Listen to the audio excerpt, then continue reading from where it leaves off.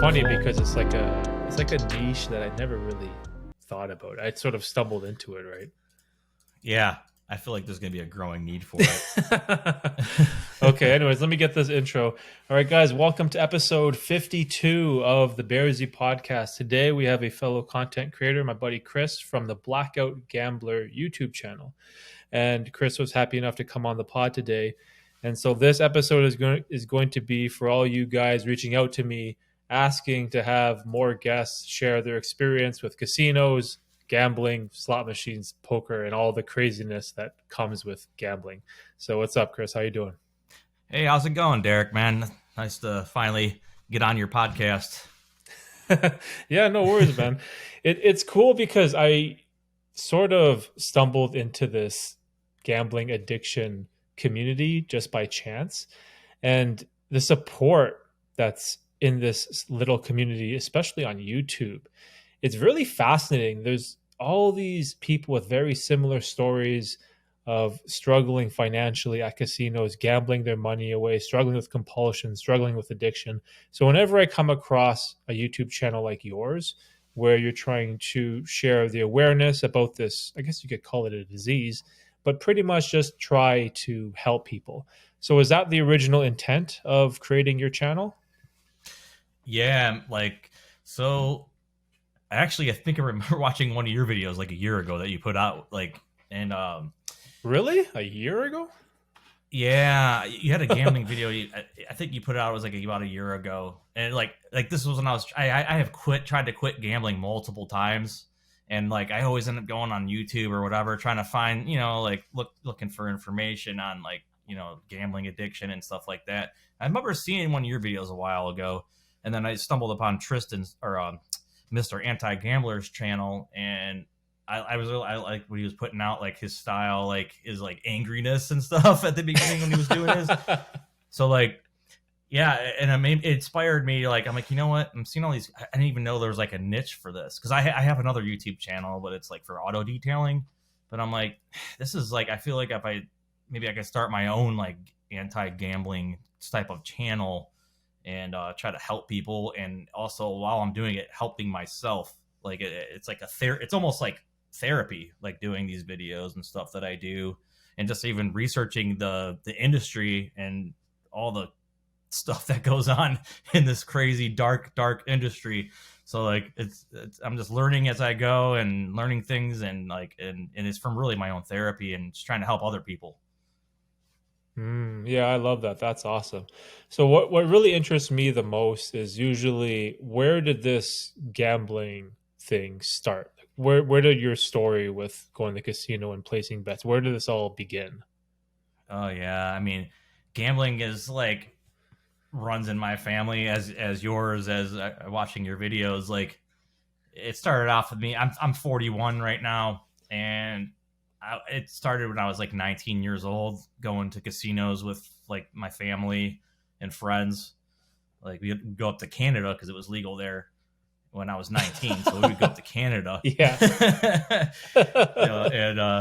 So yeah, we would go there to gamble, and then it got legalized casinos all over the place now here. So, but my grandparents would take me when we were young, when I turned 21, and we went on little bus trips with the church, and they would take, it was harmless at the time, but it was supposed to be for fun, and it just turned into something completely different, like just getting addicted to it. And just, yeah, I had a lot of stories for things I've done in my was there like one in particular day or event that triggered it? Like, was there a big win in the beginning, or a new game that you discovered?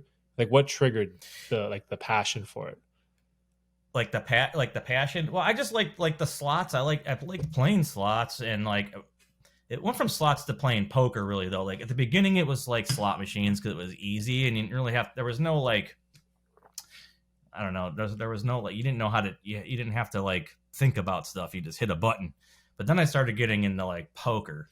Like that was huge, like a big thing for me. Like I was in a club, like a Polish club, and we had poker games there, and that's why I really started getting into it. And then we started playing online. My friends, like, we play online poker. And then the casinos came here, and I started playing in the poker rooms here, and I did a lot of that. And then I don't know. After that, it was just like it was just everything. I was doing everything: poker, like blackjack, roulette. But mainly, we started reverting back to slots, and that because it was like I didn't want to deal with people. I'm kind of an introvert a little bit, so like I didn't want to be around people while I'm gambling because I would always get into arguments with people at the poker tables or whatnot. So like I'm like, Oh I just play wow. slots, and it just that was like my like a little escape, really. Hmm. Wait, But what state do you live in? I live in Ohio. Oh, okay, okay. That's not too far from Canada. I was wondering No, because I had one guy on the podcast and we were talking about gambling, and he's from Las Vegas, so okay. Nevada. I was like, oh my gosh, that's like literally the worst place to live, Oh right? Like yeah, if you're struggling with gambling, like living yeah, I in know. Las Vegas.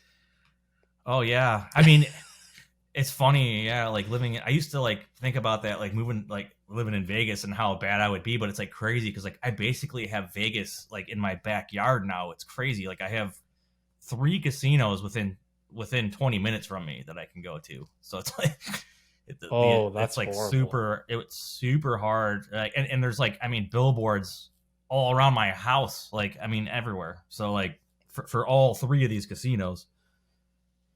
Oh, yeah, Hmm. it's nuts. It's so like I basically have Vegas in my backyard. So I couldn't See, even that's imagine if I tough when lived there. you, yeah, like when you're seeing the temptation firsthand all around you from where you live. That makes it even more difficult to resist, right? Yeah. Oh yeah, it's very tough. It's very tough. That's why it's taken me so many. I mean, I've so many times to try to quit. So the temptation was Mm, just right there. hmm. And when it See, for snows and me, in the sorry, go ahead. oh yeah, like with the weather being crappy here all the time, and they're like, there's nothing else to do. So going to the casino is like something to do as well, which makes it tough. Hmm. Hmm. Yeah, because I was gonna say that for me, the proximity of the casino is not the issue because Hmm. they are 90 minutes away is probably the closest one to me, maybe an Okay. hour and 15. So if I'm going to Yeah. go to the casino, I literally have to plan a day trip beforehand. Got to figure out like Yeah. if we're going to go in the morning, going to go in at lunch, what time are we going to drive home. So it has to be this whole event or endeavor for me to actually go there. Where when I've talked to other people, a lot of the times it's like on their commute home from work, they see a billboard for the casino and they could just pop in 5 minutes away. And that's what really kills people is when you have that access to the Yeah. casinos, right? And that's when I've been trying to think like how do you resolve that or how do you resist that temptation or what have you been doing?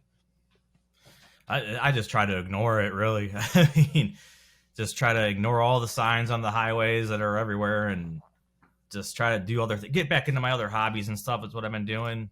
Um, yeah, Hmm. just it's tough, but it's like, yeah, Hmm, just trying to that's get back into interesting. old things. So Uh, what have you been trying to like replace like the gambling with? Have you reverted to other things that could also be detrimental, like alcohol or video games or anything like that, or is there anything like positive you've replaced that time with? yeah, I mean, I think creating these videos that I'm doing is definitely helping a lot with the cravings. If I get a craving, I'm like, oh, I'm just gonna go look on, look what can I do a video on, about gambling addiction or whatever. So I'll do that, and I also play drums, so I can go in my basement and hit my drums, you know, and yeah, like yeah, stuff like that. And now that summer's here, there's gonna be more activities to do outside and just do healthy things like ride bikes. And I used to like ride mountain bikes all the time, and then I stopped doing that because I was gambling all the time and depressed. So like, I just want to start getting back into new things. Like I just recently really quit gambling, so like months ago, like a few months ago. So like this is my my 10th try of the quitting. So like I think this is gonna be it. So now that I'm putting these Mm. videos out here, I you know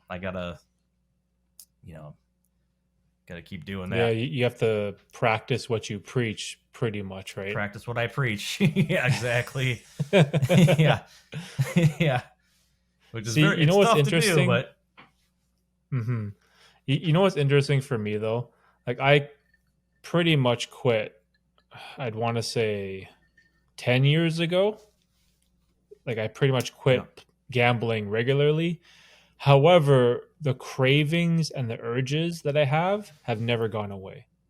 They have no. still remained to this day. They just I can't get rid of them for whatever reason. I still want to whenever I watch the basketball game, and we were talking about this on the stream the other day. Like whenever there's a big game going on, I just have this urge to bet on the money line or bet on the over Yeah. under or the score or whatever, right? And it's weird because I thought that that would go away in time, like most things do in life, but this one it Yeah. just has its grips in me, and it's horrible. I can see that, like, because I mean, it is a fun. It is. I mean, gambling is a fun thing to do. I mean, it really is, and like you like what the game, like betting on games, it makes the games even more fun to watch. So it's just the point where like people like us, like we can't just set a budget. Here, this is what I'm gonna afford to lose. I'm gonna lose this. The thing is, I would lose that, and I would not be happy. I'd be digging into my ATM again and keep visiting the ATM over and over again, like trying to win my money back. And then even if I lost, it was still like getting dopamine hits even when I lost.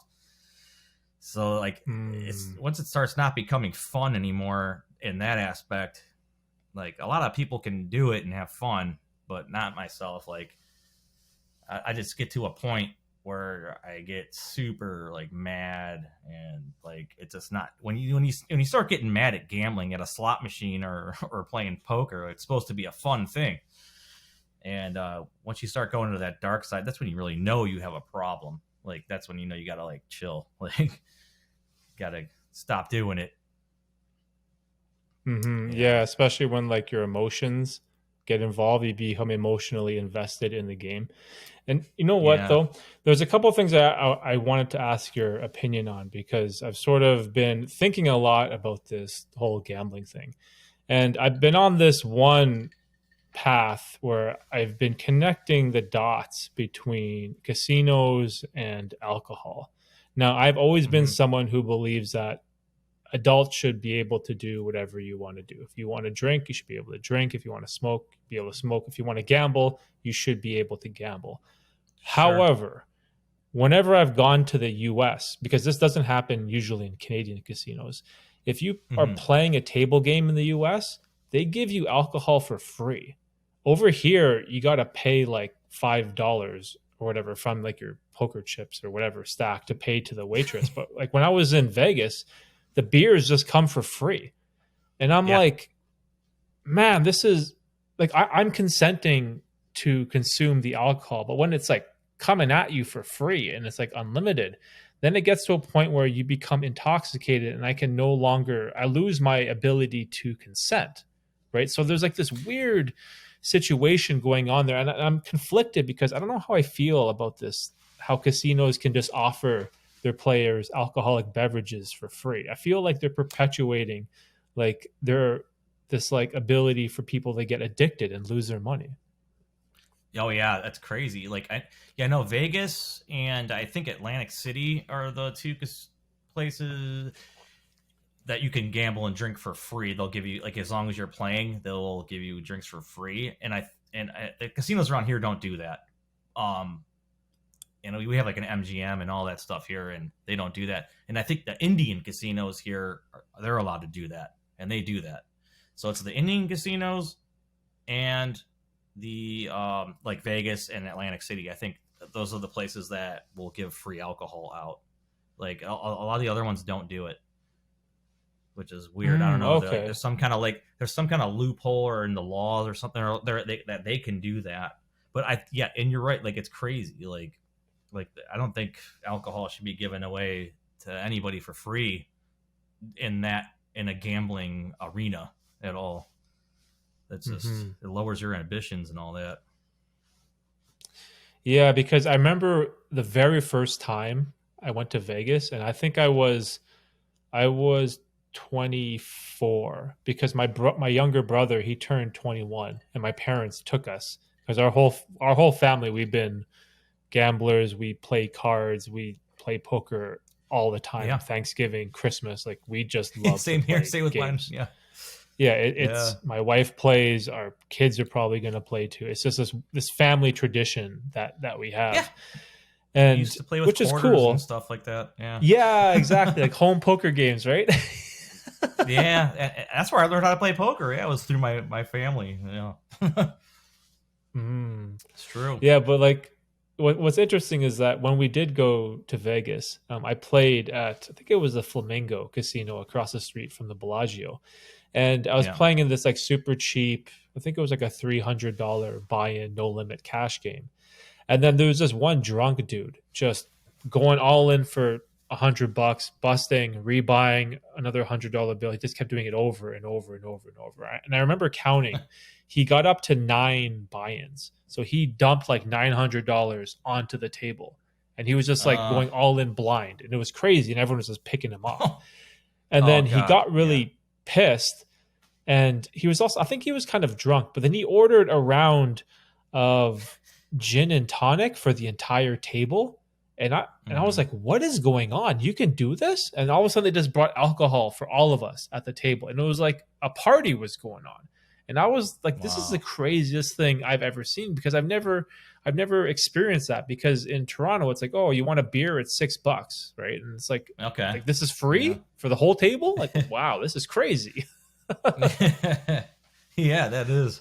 Yeah, it's funny. Yeah, all going all in blind. Yeah, that's definitely a drunk move right there. Yeah, you know that type of guy, right? Oh yeah, I've been that guy before. Yeah, for sure. I've done it, making the people at the table uh, mad. Like, what are you doing? Like, I don't care. I'm leaving. Right before you're about to get up. Yeah, yeah. yeah, All in that's funny.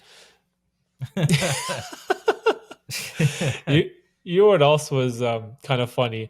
I was going through some of the videos on your channel, and you had that one, it, where that one clip, I think it went pretty viral, of the lady urinating while playing the slot machine, Yeah, which for most that's crazy. people they think that's like wild and absurd, but I've seen a lot of situations very similar to that. Have you had any personal Yeah. experiences or wild stories of seeing people do crazy things like that at a slot machine? No, I don't think I've ever seen it like happen. I mean, I've been sitting next to people, but they're older people, and I've smelled things, like a diaper or something like that. Like, but I just get up and Oh, leave. But really? I would just, yeah, but I would pass that off as like, they're old and they have to wear diapers. So I'm like, I wouldn't think that they'd just be wearing diapers to not leave a machine or something. So maybe they were doing that, or maybe they were just old. But I've never seen anybody like pee in the seat or anything.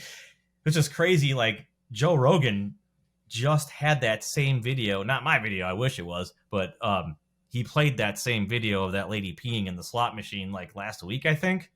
On when he had Joey Mm, Diaz on there, I'm like, whoa! I just made a video on this. So mm. hopefully I'll get some Yeah. views from people looking that up. I don't know.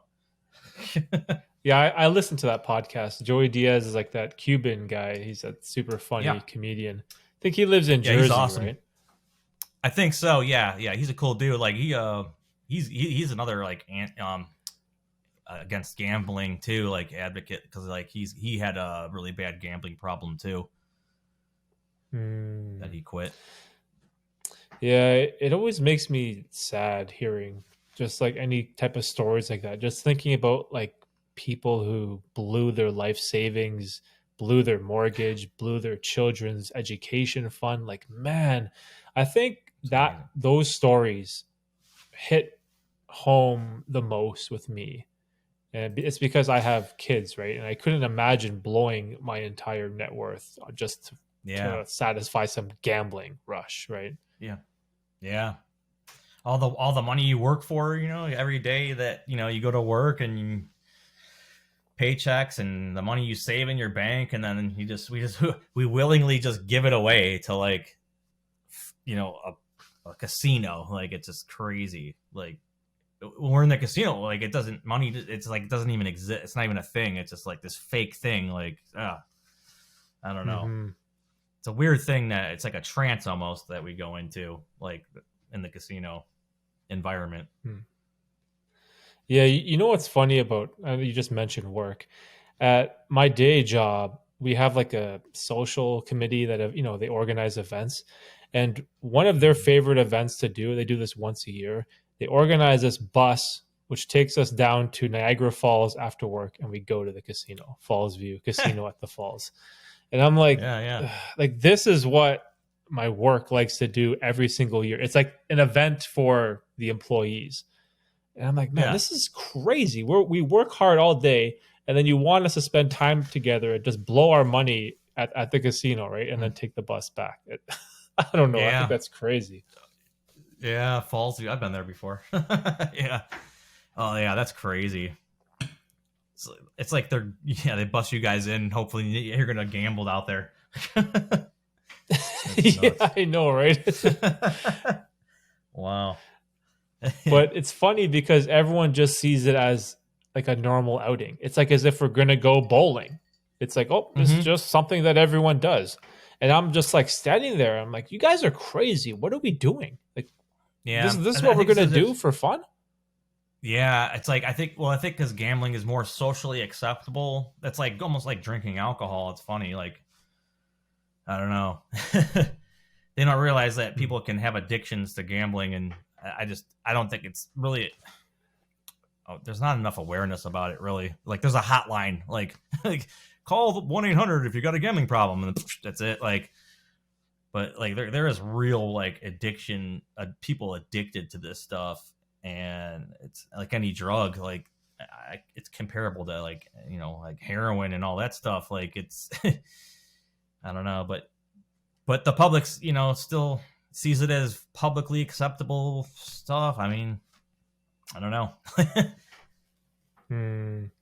Yeah, it's tough. I think it's good that there's more creators or people making videos about this subject because, man, Yeah. as soon as I started making YouTube videos about the subject of gambling addiction, I've got so many comments and emails and DMs from just random people just reaching out to me, just be like, hey man, this video you made about this time you went to the Caesar's Palace, it really helped me out. And I'm just like, wow, like I never expected that. Like, are you getting any type of feedback like that from your channel?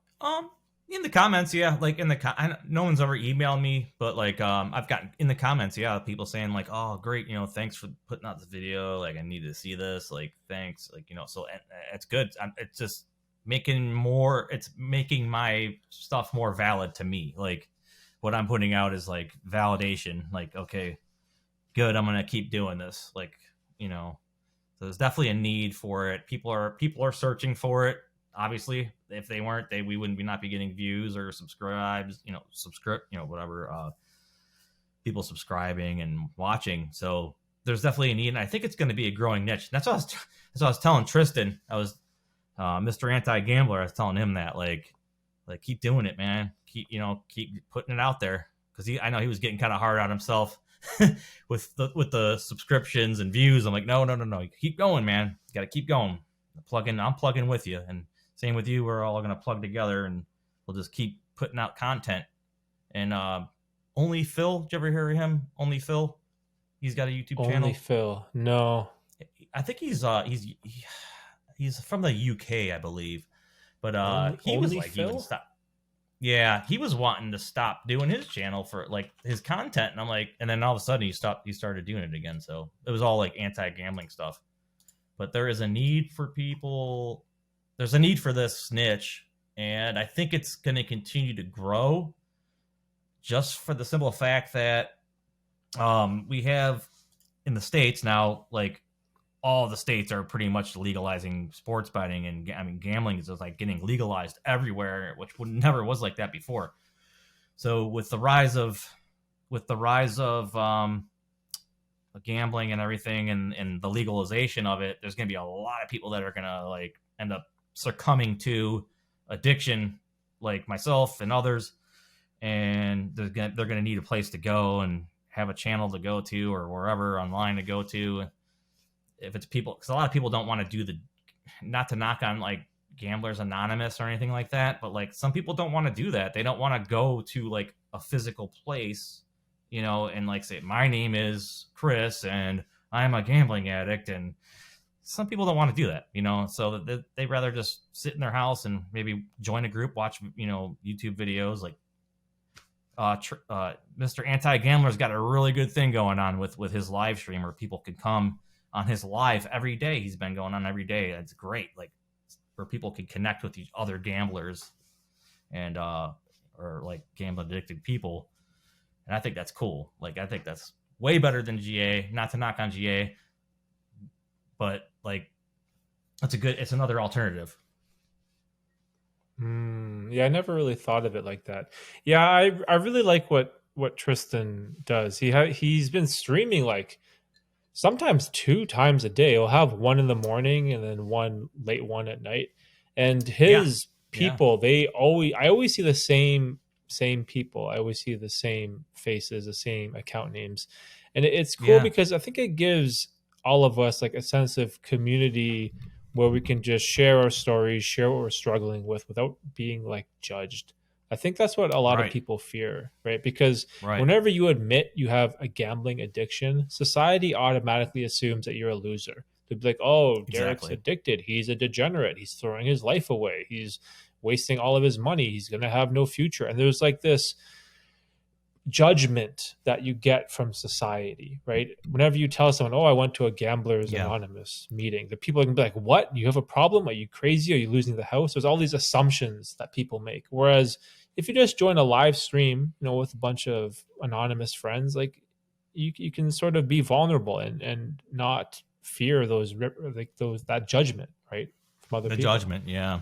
I was, you know, it's scary because I mean, that's the best thing to do for anybody that's trying to quit is like, tell your friend. I think I put a video out, like, tell your friends, you know, or someone close to you, don't tell all your friends, but like someone that's really close to you, like tell them you have a problem, tell your mom or your dad or whoever in your family member, tell them what's going on. Like, you have a problem. Like, you keep emptying out your bank account every time you go and you can't stop yourself. Like, you got to at least talk to someone and tell them that, yeah, you have a problem, you know. Like, when you quit, did you said, well, gambling, you got a lot of your family gambles. Did you tell anybody like about your problem when you were trying to quit or whatever, or how did that go? No, not really. My story it's so convoluted and confusing because I was very successful in poker for 9 years. I had like my own business as a sole proprietorship. I paid taxes on it. However, whenever I'd go to the casino to play poker, I would do well. But the problem is I would have to venture through the casino to get to the poker room. And I developed this weird, I don't know where, this weird overconfidence that, oh, I can win money in poker. I can win money in blackjack too. I can win money in roulette too. Right. And so I started to drift into these other games that I never used to play before because I was in love with poker. I fell in love with the game. I just absolutely loved it. And I was doing pretty good too. Yeah. But I'm right there I started with you to notice I started to win money in poker, but then I would lose it all at the roulette table or lose it all on betting on the sports game. Right. And so that was the problem that I had. The same thing with me, man. That's exactly how I got drifted back into slots because I would win on the poker tables and I ended up taking it to the casino floor and playing it on slots and roulette and stupid games. Like I wanted to be a professional poker player too, like that. Like I would play in tournaments all the time, like enroll in tournaments everywhere. Like, and I was just like, people make a living at it. So like, that was like, yeah, I want to be a professional poker player, but yeah, man, it's a lot of million other people want to do that. And, you know, I got a customer that can afford to do it. And he plays in the World Series of Poker every year in Las Vegas, but it's like I think it's a $10,000 buy-in. To him, that's like nothing. So like he does it every year. And I'm like, yeah, one of these days, one day I'm going to get that $10,000 buy-in and I'm going to go do it too. And I don't have the discipline though. Like I don't have the discipline to yeah, well, I'll get up on my money and then just go blow it in the casino somewhere. Hmm. Yeah, Yeah, the World Series is a magical place because I played in the 2014 or 20. I played in one of the years I played in it, and it's yeah. just like seeing the people being at the event. It was weird because I got like a sponsorship from PokerStars, so they paid Mm-hmm. for like my hotel and they gave me clothing to wear at the table. Like I had Cool. to. There's some contract. They gave me a duffel bag full of shirts, hats, sweaters, and I had to actually wear the stupid clothes at the table. It was like Yeah. this this thing that happened one year, and going there, it's like a gambler's, well, not a gambler's, a poker player's dream because you see all like the celebrities, and it's such an awesome event. Yeah. But man, That's ten cool. ten thousand Yeah. dollars that was like 1/3 of my like yearly income from like my day job or whatever, right? Like at the Right, time, it's right. horrible. Like, Sure, sure. Yeah, and if it's gone, it's gone. And then like I don't even know. Yeah, with the plate to get into the money, like I don't even like how many tables you got to go through to get into the money, and how many days you got to grind too. Like it could take up to 2 days you sitting there. He's told me stories where yeah, I'm sure you know too. Like it could be up to 2 to 3 days that you're sitting in Vegas and like not even in the money yet. And then on the fourth day, you're so tired and you end up losing, not even making it into the money. And you're like, that whole was a waste of time. Like 4 day or 3 days of like just your life gone and money. Like it's a mhm. grind. Poker is a grind, but that's why I usually like used to play like the sit and goes. That was like Oh my, yeah, I love like, SNGs. yeah, the sit and goes were like my favorite. And like tournaments are cool because your money will do like, like the small tournaments, like the, not that World Series stuff, but like the small tournaments with friends and like, or at the casino, they'll have them like for like the day. Like that's what I like to do too, because your money will at least last longer. Hmm. But yeah, Yeah, that's it's all true. bad. I know. It's rough. Yeah, the World Series is like 12, 13, 14 hour days plus dinner breaks. And you Crazy. start in the afternoon and you would end at like 1 a.m. I remember I made Yeah. it through to the end of day two. So I played like maybe 20 hours. I think you need to get to day four to make the money. Yeah. So I wasn't That's I a wasn't even grind. close. Yeah. Yeah. That's a grind. Right. But Yeah, you there love the was game. oh yeah, it's so much fun though. That's a problem, right? It's so exciting, It is. right? It really is. I mean, yeah. Yeah. And it's like you get this weird feeling from gambling that you sort of don't really get from anywhere else because it comes with stakes, right? That's Mm-hmm. the thing. Like if you play, I don't know, some Call of Duty Modern Warfare game. Okay, sure, your team kills the other team or you capture the flag. Yeah, congratulations. That's awesome. The Yeah. competition. But there's no like stakes. Like there's money on the line. You get that adrenaline rush, right? That dopamine hit. It's Right. so different than all other forms of entertainment, right? Yeah. Oh yeah, for sure. Yeah, for definitely. Absolutely. Hmm. Yeah, poker. It was a fun game. Definitely was a fun game. I do miss it. I do. I miss like because it's like you hang friend. I made a lot of friends. A lot of good people. A lot of good people that I've met playing poker. But like you know, those days are gone, and Hmm. on the new things. Hmm. That's good. It's like Is there yeah. any like people in your friend circle that likes to gamble? Yeah, yeah, I do. I have a lot of close friends that go to the casino like a lot. Well, they were going a lot, but not a lot of them starting families, so um they quit, but they did have problems too and with gambling. But I don't really talk to those people too much anymore. It's been a while since they've had kids, but I know they still go.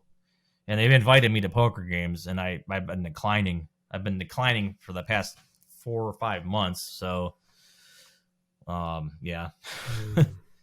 I just been too busy, like with work and my business and stuff. So yeah, I haven't really had time, anyways.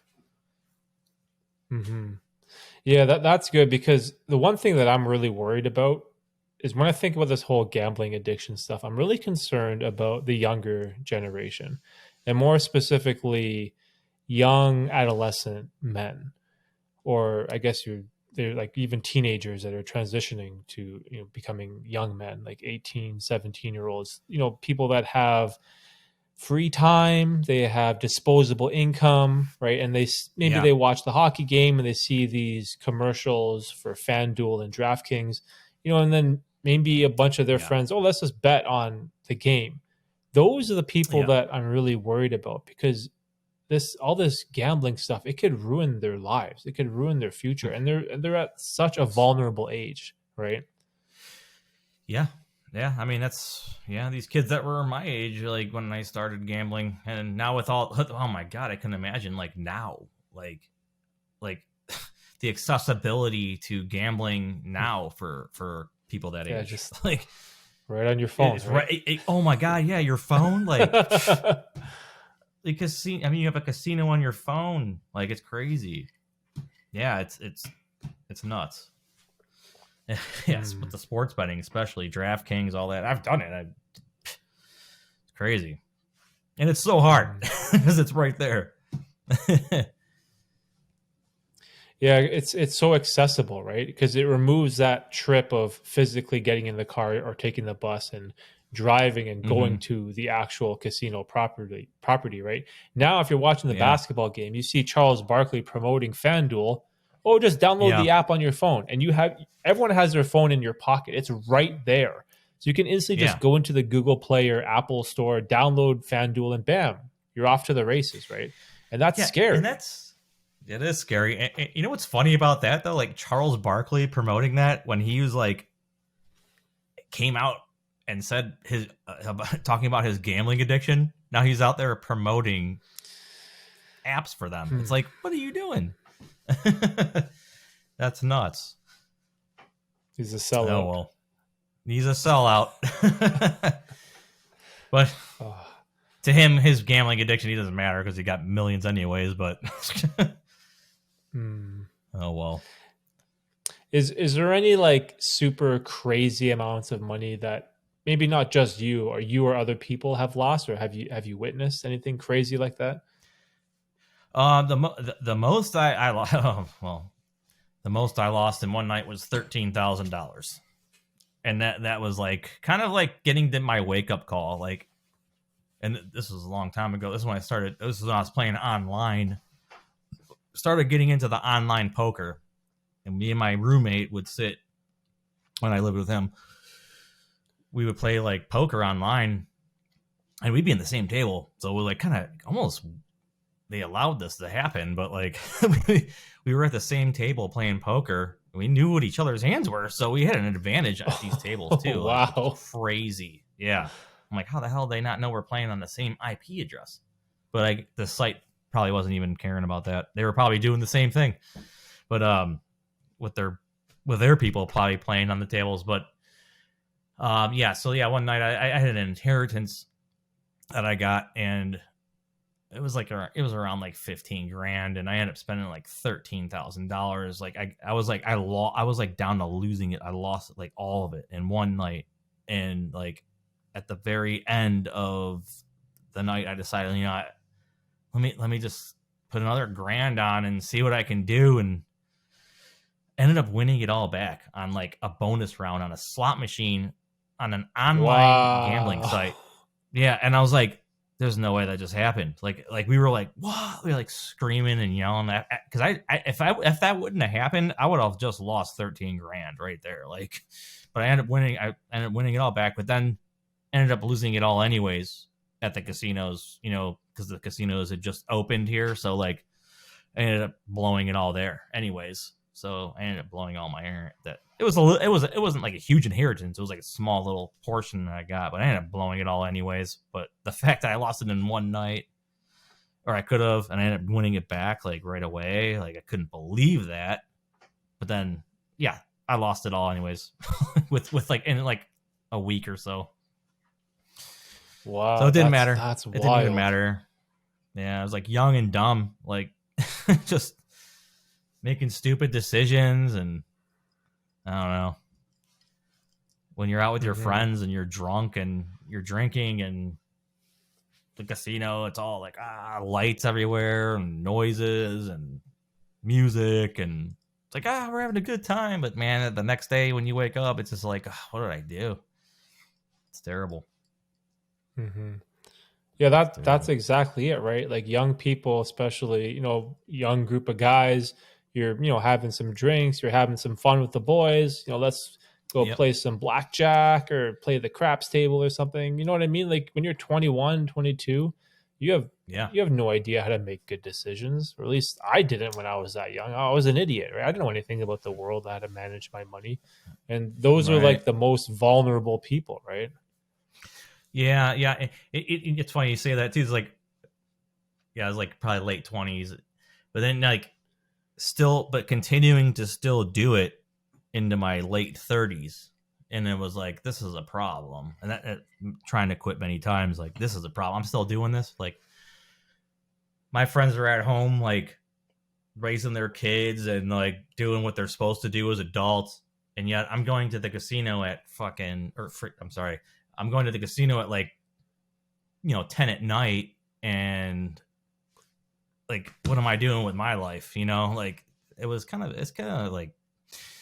it's kind of sad. Like I was sad a lot of the times when I was there, like just thinking about stuff like that. While after I'm losing my money, like, man, what am I doing? Like, why I'm the only one doing this out of all my friends? Probably, like, I'm the only one out at 1 a.m, like at casino by myself.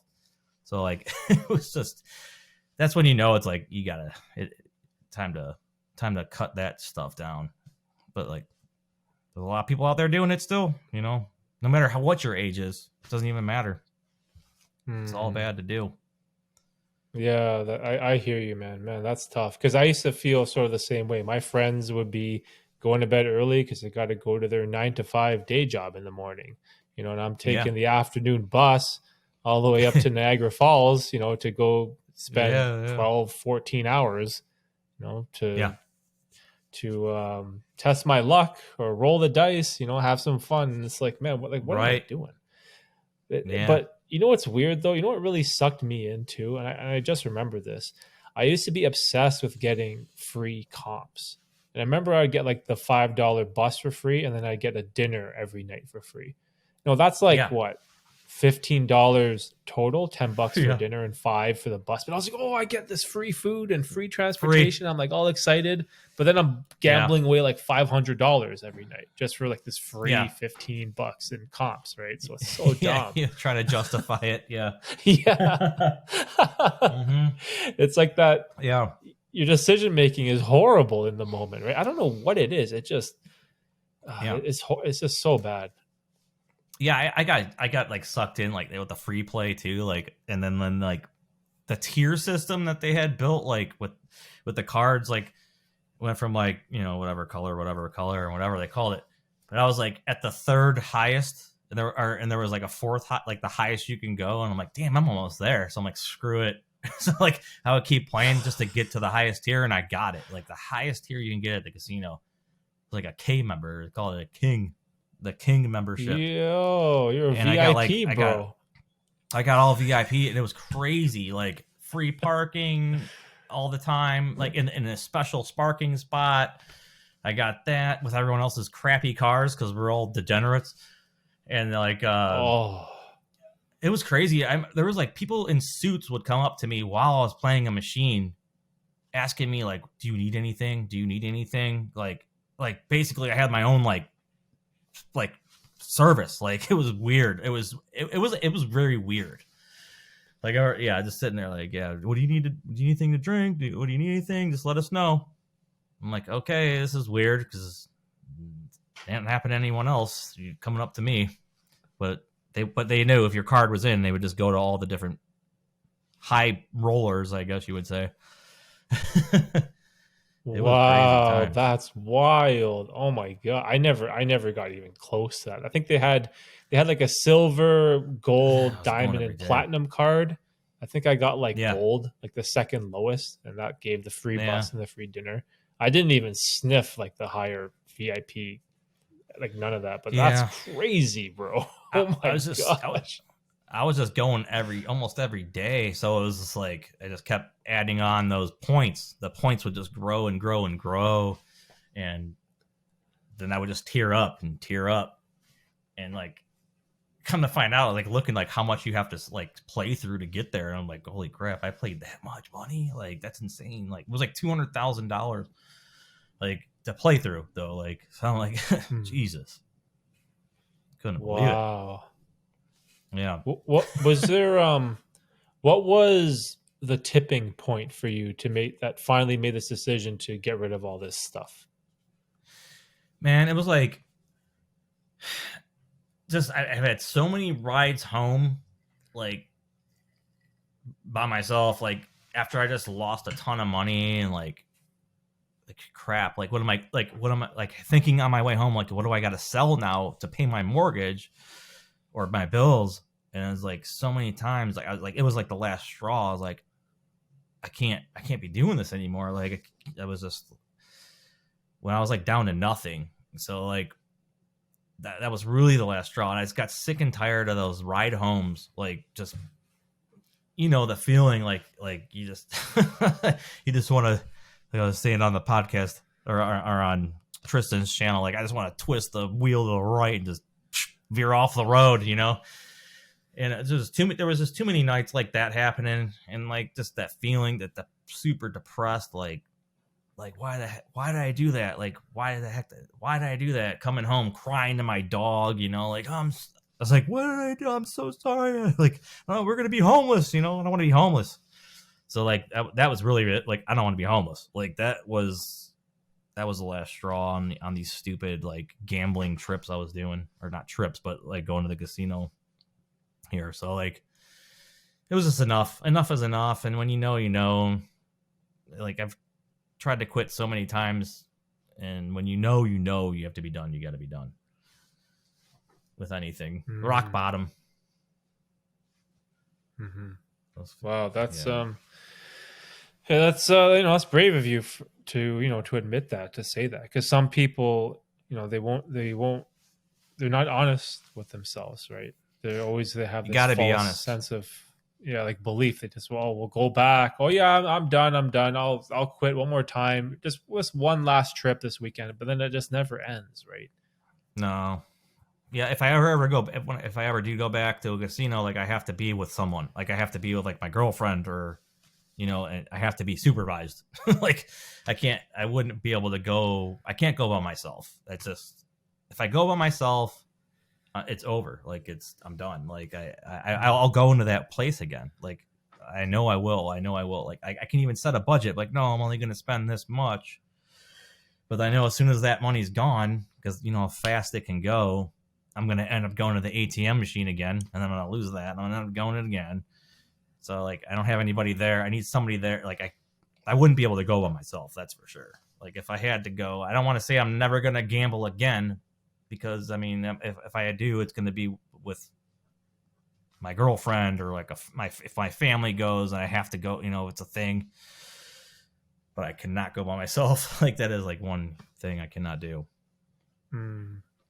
That's a good like rule or barrier to set up. You have like a clear guideline, like if there's like a family event or a special occasion, okay, we'll go with your girlfriend, go with friends, family, people Yeah, that care about you, but no going solo under no yeah, circumstances whatsoever. So I think that's good that you have that in place, right? It sort of sets the boundaries and your yeah, limits, right, to go there. yeah. I mean, because I do. I mean, if you do set a budget, you can have fun within that budget, and you know what. And as long as you're by not by yourself, and you know what you can do. You're not. For me at least, like I know I'm not going to go crazy like I do if I was by myself, like because I'm going to be having that feeling like don't want to get judged. Like you know. But Mm, yeah, that's true. Yeah, the budget is interesting. That's something I never tried or never even considered. Like I know that some people have like a sort of self control, and my mom has this. When we go to the casino with my parents and my mom, she'll bring like $20, And she's like, this is my $20 for the day. If I run it up, I run it up. But when this $20 bill is gone, I'm done. And so Yeah. sometimes she'll blow the 20 in 5 minutes and she's done for the entire night. And she'll go sit in the car. She'll sit Yeah. outside. She'll sit in the like cafeteria or one of the restaurants. And I'm Yeah. like, wow, how do you have that self-control? Because I can't, The I'm, discipline. I'm an obsessive compulsive. If I do something, it has to be all the way. I just can't like Yeah. go for 5 minutes and then just stop. It just doesn't. My brain like doesn't work like that. I have to just keep going. I think there's something in that. I think there's something with that because I'm the same way. Like I'm like OCD, like super OCD with a lot of stuff. I wonder if that's something that goes hand in hand with like gambling addiction. Like we just I don't know. Like OCD people like no, we lose. Like nope. I know we can win it back. I know. Like Mm-hmm. I don't know. There might be something to that. But Yeah, yeah, because yeah. I'm an obsessive compulsive with everything in my entire life ever since I was a kid. Like when I say I Yeah. love basketball, like watching the NBA, I used to Mm-hmm. play, I used to be a ref, I used to coach, I used to play fan, I used to do everything basketball. Yeah. I loved it. I used to do my volunteer work at my old elementary school. Just I was like immersed in it. I can't just do something for fun. It's the same with Yeah. this is actually a good thing though. This is the same with videography. I got into Sure. videography as sort of like a hobby, which turned into like this whole YouTube channel. And I Yeah. can't just buy one microphone and one camera and make videos. I have to make like 4 channels. I have 3 cameras. Right. I have 10 lenses. I Yeah. have five. Like I Yeah. just have to go all the way. It's like it's all or nothing for me with Eh, every single thing I do in my life. And I I was don't gonna know say it's like why I'm poker. like that. You go all in. It's like Yeah, poker. right. You It's go like all in. yeah, I'm all in. It's I'm all cool. in on video games. I'm all in on basketball, and I'm all in on videography. It's crazy. Right. It's so But would you crazy the rather way that go I live all my in life. on would you rather go all in on that stuff instead of poker? You know what I mean? Yeah, yeah, that's true. Yeah. So like that's good. But yeah, that's the OCD. Like, yeah, like for sure. Like I'm the same way though. Like I go all in with everything I do too. Like the same thing. All in with Mm. everything. You see, I wonder if people like us were more vulnerable to developing an addiction for this type of stuff based on our personality, right? Because Yeah. I know some people A they have type. like this level of self control. I'm like, I don't understand. Like they can log on, play Call of Duty 2 matches or Fortnite 1 game, and then they're done. I'm like, how? We gotta Yeah. play 7 hours, bro. We gotta get after it. I can't play Yeah. 1 game and then stop. How does that work? It's something I just don't Yeah. understand. Yeah. Yeah, I think this is like I've always known myself as to be. I have a very addictive personality, and I'm sure you do too. And it's like this is one of the reasons why I never did drugs because I knew, like, if I tried coke or something, like I'd be addicted to it probably. Like, Mm-hmm. it's a reason why I never tried like hard drugs because I know like maybe if I like it, man, like I'm probably gonna end up doing it all the time. And then, like with gambling, that was a thing I didn't even know it could be addictive. So like I kind of got dragged into it. Not I didn't get dragged into gambling, but like I didn't know it could be an addiction. It was like something like that I don't know. It was a fun thing to do, and like it just turned into this monster. So like I couldn't imagine if like what if I tried heroin? Like I think about that. Like what if I tried heroin or I'm sorry, what if I tried cocaine or something and I just kept doing that all the time because I liked it and like really destroy myself. You know what I mean? Like so like I kind of compare it, gambling and that addictive personality, like it's crazy. You know, you know what's funny about you're talking about drugs and heroin and how like it's Yeah. probably not good for an obsessive person. I'm lucky because I've never even tried smoking a cigarette. I've never even tried one, never tried heroin, crack, meth, like Oh, that's none of it. good. Neither have I. I've However, never done drugs, but I absolutely love and am obsessed with psychedelics. And that's something that I okay. Well, talk about on my channel. right? Yeah. So Yeah. Yeah. there is one drug that I did choose. And of course, again, I couldn't just do it recreationally. I have to consume it. I have to have a bunch of it. I have to make videos on it. I have to have these wild trips. And it's like, it's the Was that same thing. I can't do was that anything the halfway. mushrooms video? The mushrooms video you put up that you did? Yeah. Yeah. I have a couple, I think I have a couple mushroom videos. Well, yeah, no, that's cool. Like I don't think you can get addicted to mushrooms or like psychedelics though, can you? Like I don't know. But I heard See, there was like beneficial things with that stuff. yeah, that's where I got extremely lucky. The one drug that I just happened to try, there is no physical addiction with mushrooms. So if I take a dose, I can go 1 month, 6 months, 20 months without, there's no cravings. There's Yeah. nothing. Or I can do a bunch of small microdosing every single day for a week. And on that eighth day, Yeah. I can just stop. Again, there's no urge, there's no addiction to it. Like you don't have that weird feeling where, oh, I need to get my fix, right? I need to get my needle, I need to get my 8 ball of Yeah. of whatever cocaine or Yeah. crack from your dealer, right? Like there's none of that.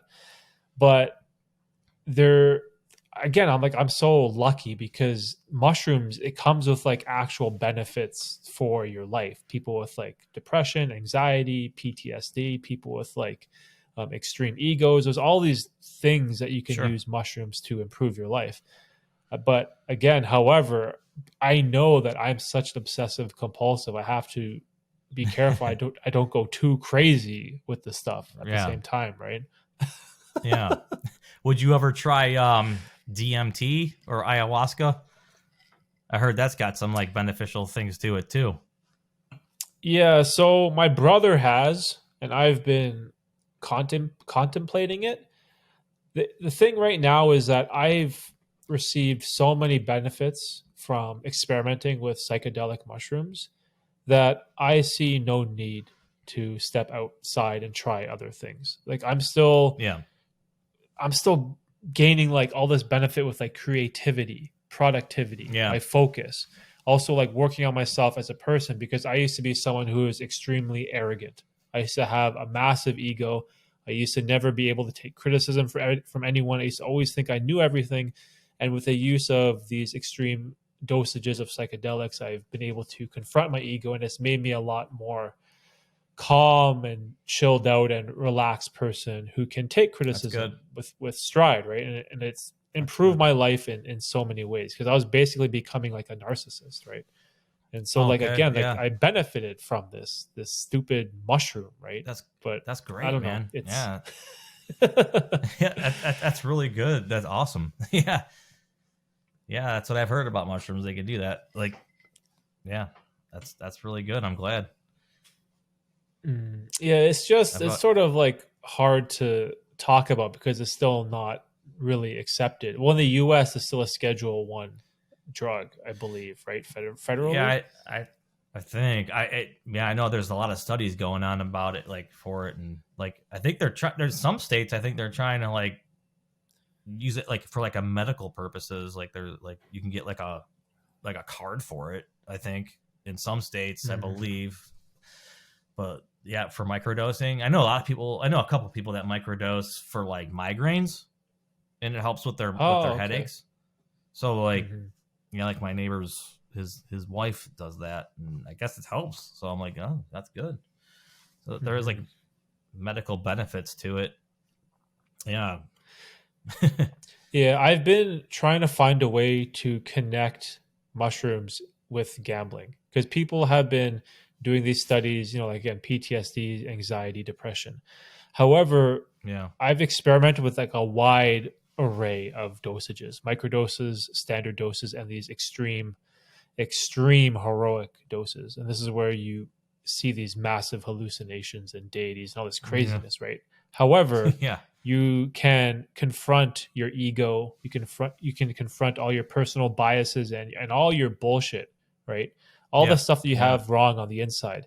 And what really helped me was realizing that if I continue this life of just being this gambling addict, like what type of father am I going to be for my kids? So the mushrooms, it really helped me bring all my bullshit to the surface. And when you're Yeah. tripping in one of these experiences, you can't run away. There's no like off switch. Like as soon as the mushrooms activate and they turn on, that light switch stays on and you can't escape it. It doesn't matter what you do. So you have to go through it. Right. And what I learned Yeah. is like if you submit to it, then you can really look at all your bullshit as a human being. And then that's how you can evolve and learn. And that's sort of like that really helped me with being like, hey, what the hell am I doing with my life? Why am I playing poker all the time? I should, try Yeah. to build a business or a YouTube channel and do something and make a better life for my kids or buy a house that they could grow up in, right? Or like something. And it really helped Yeah. me with becoming a better person. That's awesome. That's really crazy. Yeah. Yeah, that you could confront your own ego doing that. Like that's awesome. That's what I think I've heard about the same with like the DMT thing. Like Joe Rogan, when he first came out with it years ago, when he said he did it, when he saw all the jokers around him, like he saw all these like people like jokers, and he's a comedian and all that stuff, and they're like, you're an idiot, like basically trying to bring down his ego, like because I'm thinking the same thing you were saying, like you had an ego and it just kind of checks you, like the drug or whatever checks your personality, like, yo, no, chill. That's a good. Yeah, I want to try it. I want to try it. I've never done it. I would like to try psychedelics one time. Let's see. Yeah, it's a hard thing to recommend because again, it's considered a drug, right? And I consider myself pretty lucky because in Canada, our laws are different, right?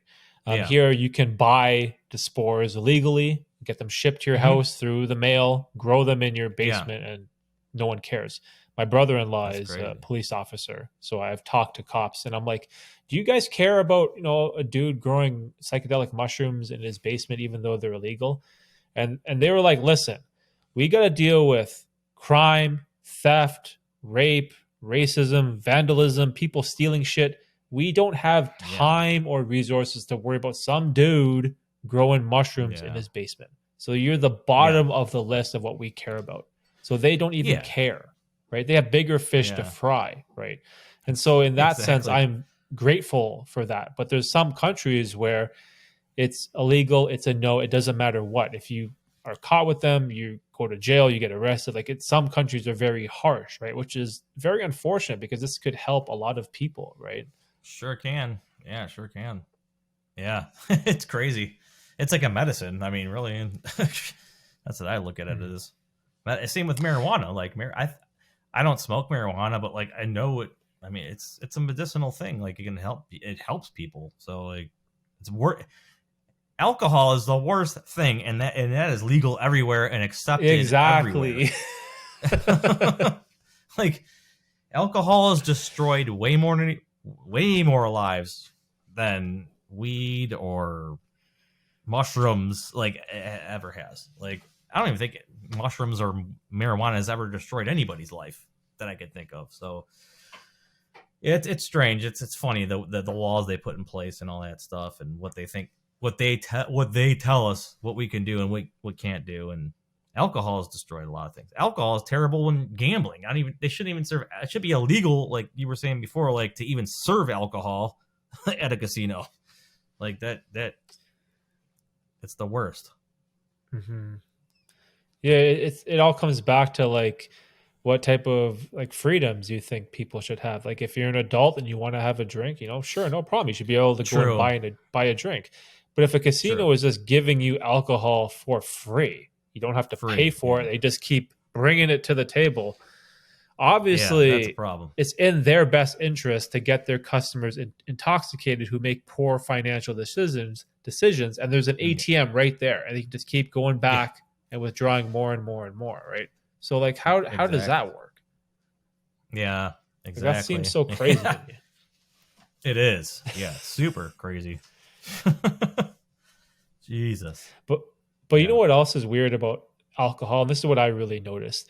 It's the only drug where if you say you don't drink, people look at you weird. Like if I say to someone, "Oh, I don't drink," they're like, "What? You don't drink?" But if you say, "Oh, I do crack," they're like, "Oh my God, Derek does crack? You do what?" You're gonna like they think you're You could crazy. say that with the But it's the mushrooms. If exact you say you do opposite. mushrooms, and people will think you're Yeah, bad because you do exactly. mushrooms. But alcohol, yeah, it's you don't drink. Oh, why not? So like, yeah, you're right. You're right. Like, Isn't that funny, right? People think you're a loser if you don't drink. Like, what the heck is yeah, it's that? weird. Yeah, it's the only drug that people like. What, you don't drink? What's wrong with you? Like you said, well, that's smoking now too. But like, yeah, that's weird. Yeah, the mushroom reaction that I get is funny. People call me a hippie. And it doesn't do Oh me yeah. any justice that I have like a beard and long hair. Oh. Like so it's like I fit the mold. So bad. It's like so uh, cringe. oh man. Uh, but I don't know, man. If Yeah, if I can find like I'm trying to link these three ideas together on my channel, and it's like self improvement, addiction, and psychedelics. I'm trying to like link them great. together somehow, where it's like if you are struggling with an addiction like gambling, you just start a self improvement journey, build these better habits, get rid of these bad ones.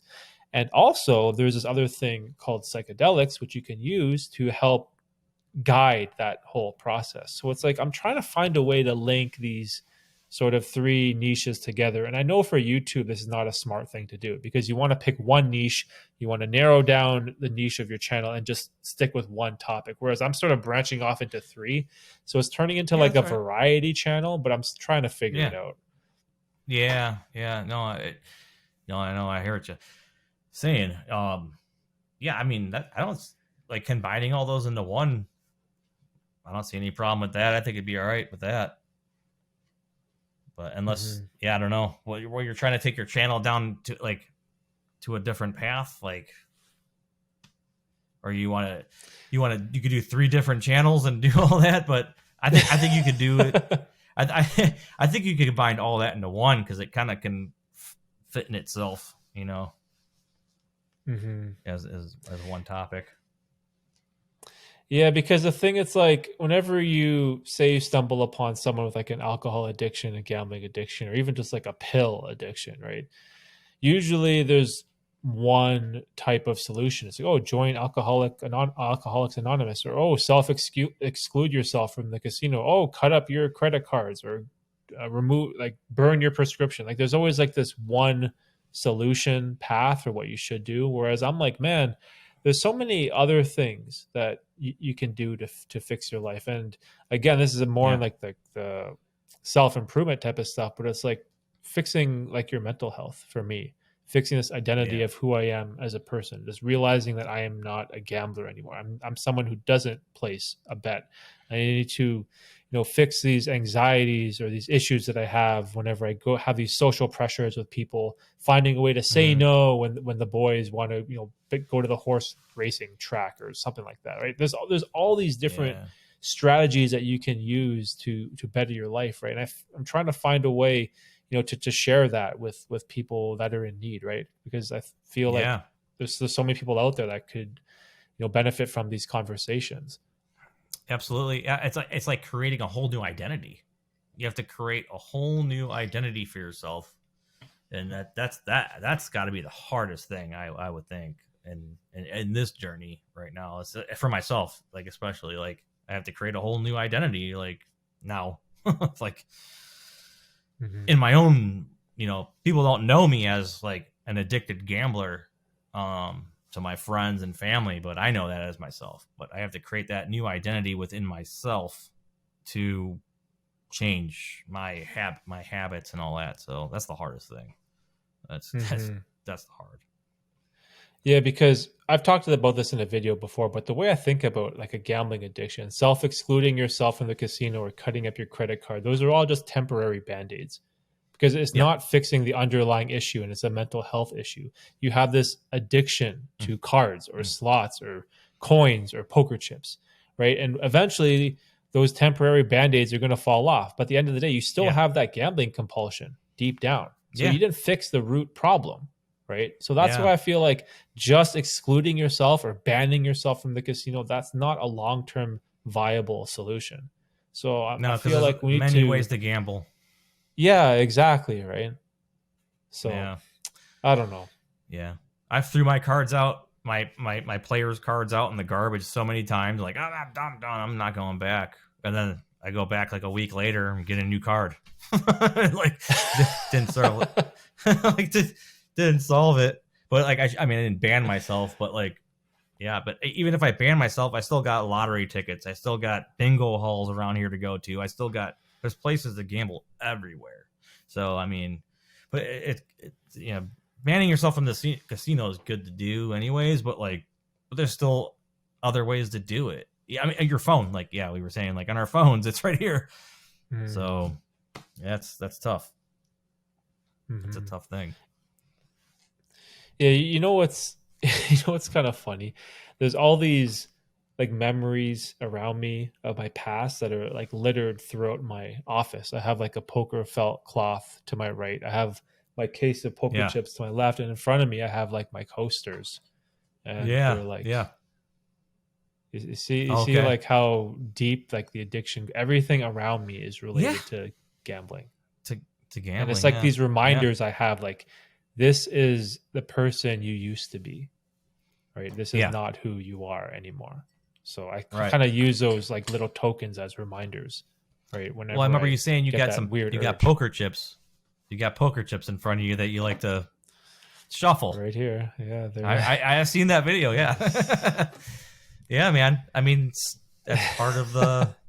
Yeah, I mean, part of our addictions. You know, is yeah, it's weird because it's a physical addiction that I can't kick.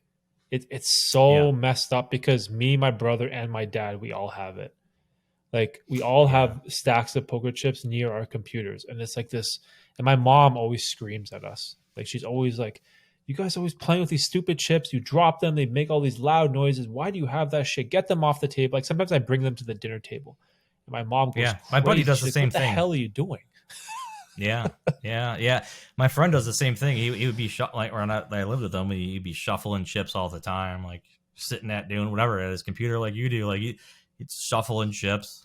I'm like, yeah, like so it was just like I don't know, like anything, like a nervous habit or something. I don't know. He's like Mhm. doing it. And it's like harmless, but yeah, Yeah, I can't get rid of it. I don't know what to do. It's like, like a smoker who always has to have like something in his mouth, like a lollipop or gum or something in their fingers, or like a I vape. Yeah, vape. like that, right? It's like this weird Yeah, physical attachment you have, and I just can't get. It's just with me forever. It's been like over yeah, 20 years. These stupid blue poker chips, and I can't escape it. yeah. It's like a safe feeling. I don't know, like a safe feeling or something. Like yeah, I get it. Like that physical addiction to stuff. Yeah, true. And it's funny because some of them have like pieces missing. You can see like the metal on the inside from like Oh playing wow, poker yeah. online and losing. I used to throw it across the room when I lose. I'd be in a rage. So there's all these things are all, some of the chips are all dented and broken. I'm like, oh, I Oh know yeah, what that's from. yeah, yeah. Oh yeah. We had a Oh, tilt room like when I lived with a him. tilt Like room. yeah, we we had like a tilt room. We go into that room like so like we had our computers set up across from each other when we were playing online poker a lot, and we had this bedroom that was just for going into like that's where we would smoke at. You know, because we didn't smoke in the house, so we just had like a room that we'd go to, and we could go in there and smash stuff and smoke a cigarette and have whatever. It was like we call it the tilt room.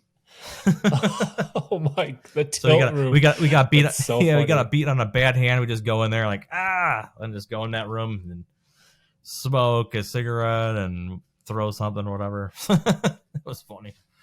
Oh, that's so funny, man. I've never heard of anything like that before. A tilt room. A That tilt should be room. a gambling addiction story for me. Like a video. I can make a video Yeah, about dude. that. Yeah, yeah, you should. Going on tilt. Oh man.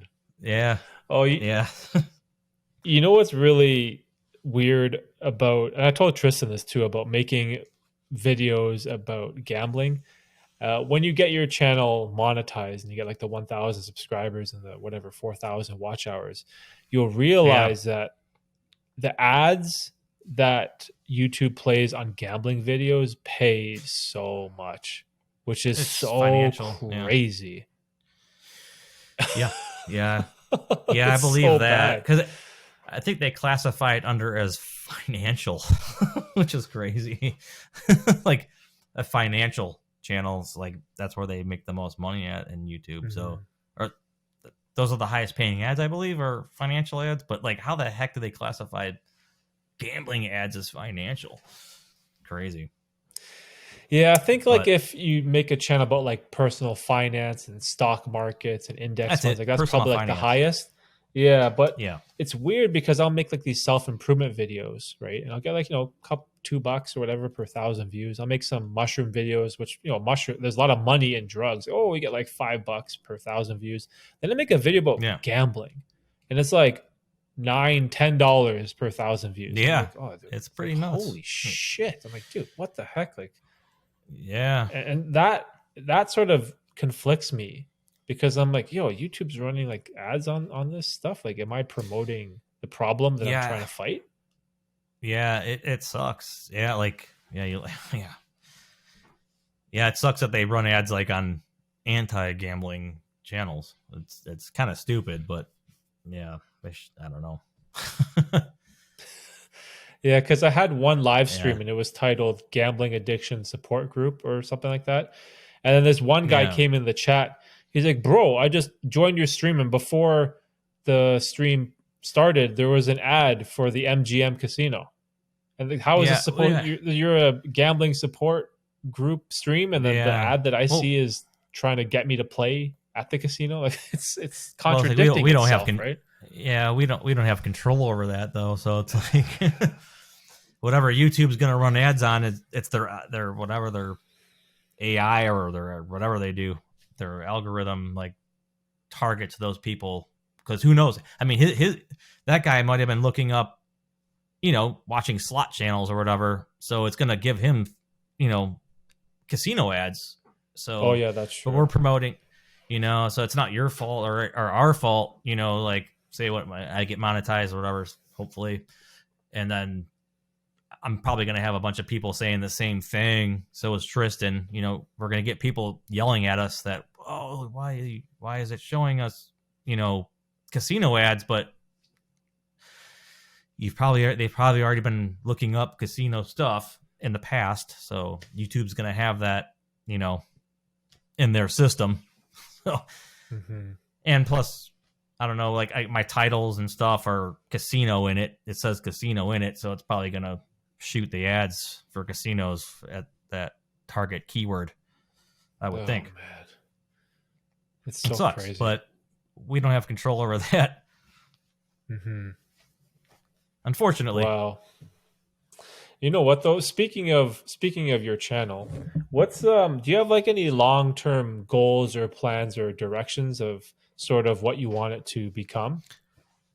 I'm just keeping it like a little like a news channel, like I don't know if you see like the crazy casino news, my little segments I've been Yeah, putting yeah, out, I like saw some of those.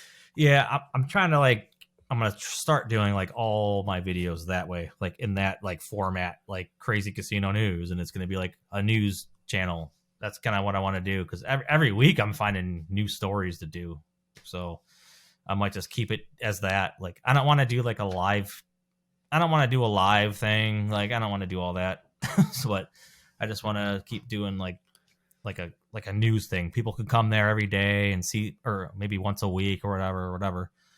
Um, like a new story on casino stuff. Like, but obviously all negative. I'm trying to keep it all negative casino stuff. Reasons not to go. Like, Yeah, yeah. Well, we can leave yeah, the anti-gambling live streaming to Tristan.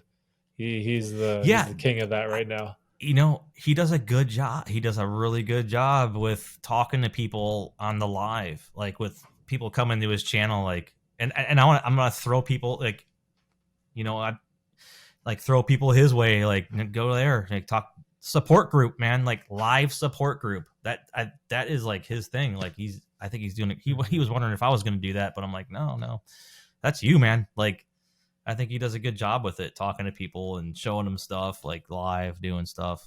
So it's cool. Mm-hmm. Yeah, and And he doing has the like live interviews. this like energy He to him does. that I feel people really really enjoy. I love his energy. Yeah. Super cool guy. Like, really cool guy.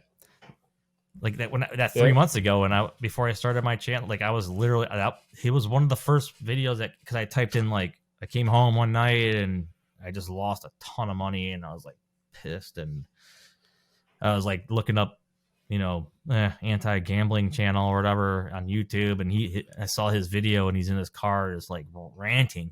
I'm like, man, this guy, this dude, he sounds like me right now. I'm like, I like this. I like this guy. I like this guy. Funny. And that's when I started my channel. I'm like, I want to reach out to him. And after I started my channel and got some videos up, I'm like, yo, like, maybe, one day we could like do a video together or something, So that was pretty cool. Mm-hmm. And then, just told him thank you, like for, he inspired me to start this. It was cool. That's good. Yeah, you know what I really energy. I love about all this YouTube stuff? Like I said, how my channel has 3 niches. I have like these 3 different groups of creators that I can sort of like tap into. So like if I want Yeah. to talk about like the gambling stuff, like there's you, there's Tristan, there's this Yeah. other guy Jay who is also on my podcast. Like there's like a bunch of people like that. But then Cool. there's also like this other group of content creators that I talk to that are into psychedelics, and there's another group of people that are into self-improvement. So then when I was thinking about like the podcast, I'm like, man, I wanted to just be able to grow the podcast and then send or funnel people to those 3 different nodes, right? Like, and try to support other people that are doing great work that I think it would be beneficial for the world, and not just this like, super highly edited, I don't know what you call it, extroverted personality stuff of doing pranks and all this other, like the YouTube videos that go super viral. Like it's a lot of entertainment, right? But it's not educational or helpful. Yeah. I don't know. I don't want to do anything like that. It's all entertainment. Yeah. Like Nelk and Danny Mullen and all those guys. And I watch those videos and they are entertaining, but it's not what I want to do. Mm-hmm. And like, it's like, the same I'm sure for me too. Yeah. Do you like soft white underbelly? I watch a lot of those interviews on there. Soft white underbelly. It's all black and white interview. And he like interviews all types of like drug addicts and gambling addicts and all just bunch of stuff. Like it's cool. It's one little format. It's just all black and white, him interviewing, asking questions. And his channel's huge. Millions of subscribers and views. It's crazy. Yeah, I think copied one of my thumbnails from him. Oh, did you? Oh, yeah. No, yeah. The same like style. Yeah, that's cool. Like, okay. Mm-hmm. He gets a lot of his people from Skid Row, from what I found out. Like in California, like it's all in the bad neighborhoods. Like that's where he gets all these people to find interviews from. Oh man, yeah, that street that has all the tents, right? Mm-hmm. Yeah, it's like one of the most roughest streets in California, and he like goes out there and interview and finds these people to interview. He does all kinds of weird stuff though. Oh man, he has some videos that are tough, like the ones with like the sex workers, like those women that are just like, oh man, like that's like so depressing hearing their stories. I'm like, oh my gosh, because they're living like this horrible life that it just, they didn't really know any better, and there was like some pimp that just hijacked their entire, like, I don't know, it's like awful hearing some of those stories. It sort of makes me sad. It is. It's definitely negative, but it's like they get to voice their story and like get it out to the public to know like what's going on in these like crazy underground worlds that we don't know about. So it's like, wow. He's had a couple good gambling ones though, like gambling addicts that were on there that blew up. Yeah, I haven't seen, actually I didn't watch any of the gambling ones. I watched the ones where these guys were all like disfigured or something, and like the town was trying to Oh, keep them. in I West can't remember, it was like a Virginia. Yeah. family. Yeah, Yeah, that the one. I was like, Whitakers. wow, what is that? Oh yeah, Yeah, that's the it's like the Whitakers. most popular video he has, right? I think. Yeah. Yeah, they're like a safeguarded family in West Virginia, and they're all inbred. Like, yeah, they're called the Whitakers, and yeah, they're like Yeah, that was they all wild. inbreed with each other, and like I don't know how he got in there, but he got in there, and because they're like they have like the cops like protect them, and they like live in the middle of nowhere in the mountains, Hmm. so like to get there, it's crazy. Yeah, that's wild, man. See, I don't know, Yeah. like YouTube. YouTube is like amazing. It has like so many different like things and Yeah. stories you can search for. Like you never know what you can find, right? Yeah, I don't even know why. Like, I pay for Netflix and pay for all these other things, and it's like I'm on YouTube about 100% of the time, like fucking finding news videos and all types of stuff. So I'm like straight up YouTube junkie, Hmm. Oh, is like there any like college. gambling addiction documentaries on Netflix? I don't think I've Yeah, seen anything. Is there any? there's some videos. Yeah, there's a lot. There's some like some gambling videos on there you could find that are up there. Um, yeah, like that are well done too, like very well done, like professionally, like people put major time into like making stuff. There's one Hmm. on Australia that's a good one that just came out about what's going on there with all Oh, their really? gambling problems.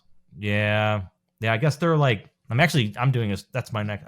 I'm working on like a big one, my own. But yeah, they're trying to like uh get rid of money in Australia, so you're not going to be able to use like you're only going to be able to use a card to gamble with there, and they're going to be able to like turn off your card at a certain if you gamble too much, they can turn your card off Oh, at the casino, wow. or the bank will do it. Like they'll know like and because I guess Australia has a huge gambling problem, so yeah, they're trying to implement this thing right now, and the casinos are fighting back against it right now. But yeah, they don't want this to happen. But yeah, they want it cashless, all gambling cashless and on a card, so that they can shut your card off. It's pretty crazy stuff. Yeah, Wow, there's a video you that's can probably look it up. crazy. It's nuts, yeah. But it's causing too many problems. Like there's like people committing suicide every day over gambling over there. So it's just enough's enough with it. Like a lot of broken families and stuff going on over there with the gambling. It's getting out of control. There's like pokies like everywhere. So like in every bar, and it's bad. Luckily, we don't have them bars here. It's only at casinos here in the U.S. I don't know about in Canada. Do they have slot machines in bars there? No, No. it's Okay. only casinos. Yeah, yeah. Okay. Canada Okay. is like super strict with everything. Yeah. Yeah. It's Yes. almost to a fault at times. Yeah. We had like they weren't like casinos, but they were called like the heck were they called? But like these little places you can go to, like internet cafes. They were like these little internet cafes, but they were casinos. Like they were like all these computers set up, and you can play, and you go to the register and give them your money, and they put it on your card, and then you put in the information, and you can play slot machines on the on the computers. That was before the casinos came in, and then we were going there all the time. Like we were that's another way we were gambling. So like we were spending Oh tons of money man. at these places. Yeah. So like little internet cafes, and like so when the casinos came in, they shut them all down. Like the governor of Ohio, like they shut them down. He's probably got paid by the casinos to shut them down. But yeah, right after he like they mentioned it, like it was like no more of these. And I knew people that worked for him, so they lost their jobs, and they were everywhere. Like they were employing people, and you wouldn't lose your butt off like the casino. Like like they were actually decently paying like people, like you can win or lose, but I mean it was like you weren't going to lose your butt off. So because you would actually pay them like here's $20, and they put on your card, and you have to go walk to your thing and then play, and then if that was gone, you can leave or go back up and do it. So it made it a little bit harder to gamble. But yeah, once the casinos opened up, they're like, nope, shut them all down. And there was like hundreds of them, and they like shut all of them down because the big casino came in, and they're like, nope, can't have that. That's competition. So they all got shut down. Lots of people lost their jobs. And Wow. yeah, it's crazy, but kind of a good thing because it was like casino right in your backyard because they were everywhere. But I mean, their casinos are in their backyard anyways, so it doesn't matter. Yeah, that's wild.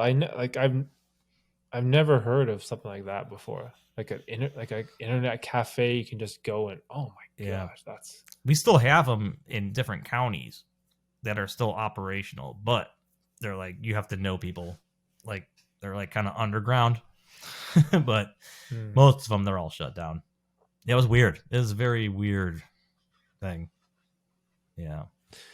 yeah. Like we have the underground, underground gambling places you can go to, but the weird thing is that most of them are associated with pool halls. And man, whenever you play pool, or I guess some people call it like billiards or whatever, I used to play all the time, and those guys are some of the craziest degenerate gamblers that I've ever been around. Because I used to love playing pool, like shooting 9-ball and just like, and there's always like people hustling each other, right? But like the amount of money that those guys would gamble, they would bet like $100 a ball. Yeah, what ball sinks on the break or whatever. Like they would bet on anything. It was so crazy. I'm like, oh my gosh, what are you guys doing? Yeah. So I used to go to pool halls too, and I see these older guys and they'd be betting like $100 a ball. And then they'd be like, hey, you want to play us? I'm like, no. Like, I don't want to play you guys. You guys are way too good. Like, I see what you guys are doing over here. Like playing these astronomical numbers, like gambling. And the old guy is like, no, I'll just play you. I'll play you. I'm like, for free. I'm like, okay, no gambling. So like he like taught me all these crazy like moves and pool. I'm like, oh, that's cool. Like I'll never play you for money though, dude. That's not gonna happen. Yeah. Pool players are crazy. There was this one guy. He was, I don't know if he's like a world famous pool player, but he's from Toronto. His name was Alex Pagulayan. He used to play like on the whatever the super professional pool circuit is, with like those Earl Strickland, like the APA or whatever. Bustamante. Yeah, one of those. So like we had this one young guy from Toronto who was really good at playing pool, and we'd see him on TV win these tournaments. And then whatever money that he would win from these pool tournaments, he always came back here and he would just gamble it all away. And then he'd go like completely rock bottom, bust, and then he'd have to start hustling people at the halls. Like it was like this vicious cycle. And I was like, oh my gosh, this guy just won like, I don't know, he won like, it's $70,000 in some pool tournament or something. I don't know, on television, like on ESPN. And all of a sudden he's blowing it here in like some underground card room at a billiard hall. Like it's wild. Oh man. Yeah. Like the Black Widow, like she was really good. She was awesome. That pool player. Oh man. Jeanette Lee or something, I think. Is that her? Yeah. I know her nickname was the Black Widow. Yeah. She was awesome. Yeah. I think she got cancer, I think. Did she really? Oh man. Yeah, I used to be like deep. I used to love pool. I used to follow it so much. Efren Reyes and Earl Strickland. I love. I sucked so bad though. Oh my god. I don't know what it was. My obsessive compulsive-ness failed me at pool. I was never good at pool. Yeah. I don't know why. I was always shit. Could never draw the ball. Just terrible. Never had good position. Yeah, man. That's funny. I mean, you were like, because I used to play pool like crazy too. Like I was trying to get thought I was getting good, but yeah, no, I got my butt handed to me a lot of times, like playing for money all the time. You know, of course, got to gamble on something. We had the local bar. Yeah, but yeah, it was crazy. And going to pool halls too. Like I was trying to learn by these older guys. Like Yeah, it was cool. It was fun, but definitely a crazy world. Yeah, that's like a breeding ground for gamblers. It's Yeah, because like the game yeah, of pool, it's all about gambling. Like everything. It's yeah, always like, how much handicap you give someone, or you give them this many balls, or you have to break out, you have to clear all the way to the nine where you can clear out to the five. And then, you bet like little amounts here and there, and then you hustle someone, then all of a sudden you play double or nothing. Like it's just so yeah. crazy. And the whole world is surrounded by betting and wagering and gambling. That's probably why I have the problem I do, because I was always surrounding myself in these environments like pool halls and like poker and like these little the Polish club that I was in. We had pool, of course. We had pool there, and people were betting on the golf arcade games. Oh What are yeah, they yeah. called? Yeah, like so we had like leagues like coming in to play. Shit. We had pool or like golfing leagues coming into play, and they were betting, and then they would try to get other people to like, oh, you want to play this golf game with us, and for $20 or whatever. Like it was like betting on anything we could bet on. This is like how it was in my club. It was a Polish club. It was just nuts. Wow. Yeah, we Yeah, had so slot machines in there too. wow, really? Yeah, they weren't like real slot Oh machines, but my they were like the gosh. ones that sit on top of the bar, like the little crappy Oh, slot those machines. ones. Yeah. Those like shitty Yeah, ones. yeah, they're like if you win, it'll print out a ticket, and you got to take the ticket to the bar, and then they would pay you the money that was on the ticket. So it wasn't like, so that's how we got away with it. So it wasn't like a real slot. Like, Oh, I see. yeah. So like if the Huh. cops came in, like, oh no, that's not really gambling. Because like the ticket Man, could constitute as gas money. That's what they would say. Like, and they're still gas money. yeah, they still do it in some of the bars around my house. Like, you can go in there and like play the slot machine. It says for gas card, but it's not. It's like you print the ticket out, they give you cash, and it's not a gas card. It's nuts. Oh my god. Yeah, Yo, the United States, bro. This is wild. dude, telling Oh you, there's my a lot of crazy gosh. stuff that goes on. Lots of Dang, that's loopholes. so crazy. They figure their ways out around it stuff. Yeah, that's a thing too, right? If people want to gamble, they're just going to find a way. It's just like alcohol, if you Yeah, have prohibition or drugs or making things illegal, like people will always just find a way to do what they want to yeah, they do, will. right?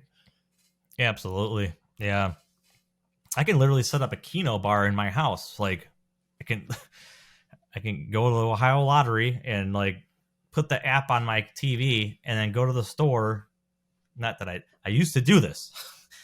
So I would get print tickets out from the terminal, like a lottery terminal at the gas station, and I would give me this like long Keno, or I get a bunch of tickets or whatever, and each game would have its own like number or whatever, so I can like bring it to my house and then put it on my TV and watch the Keno go.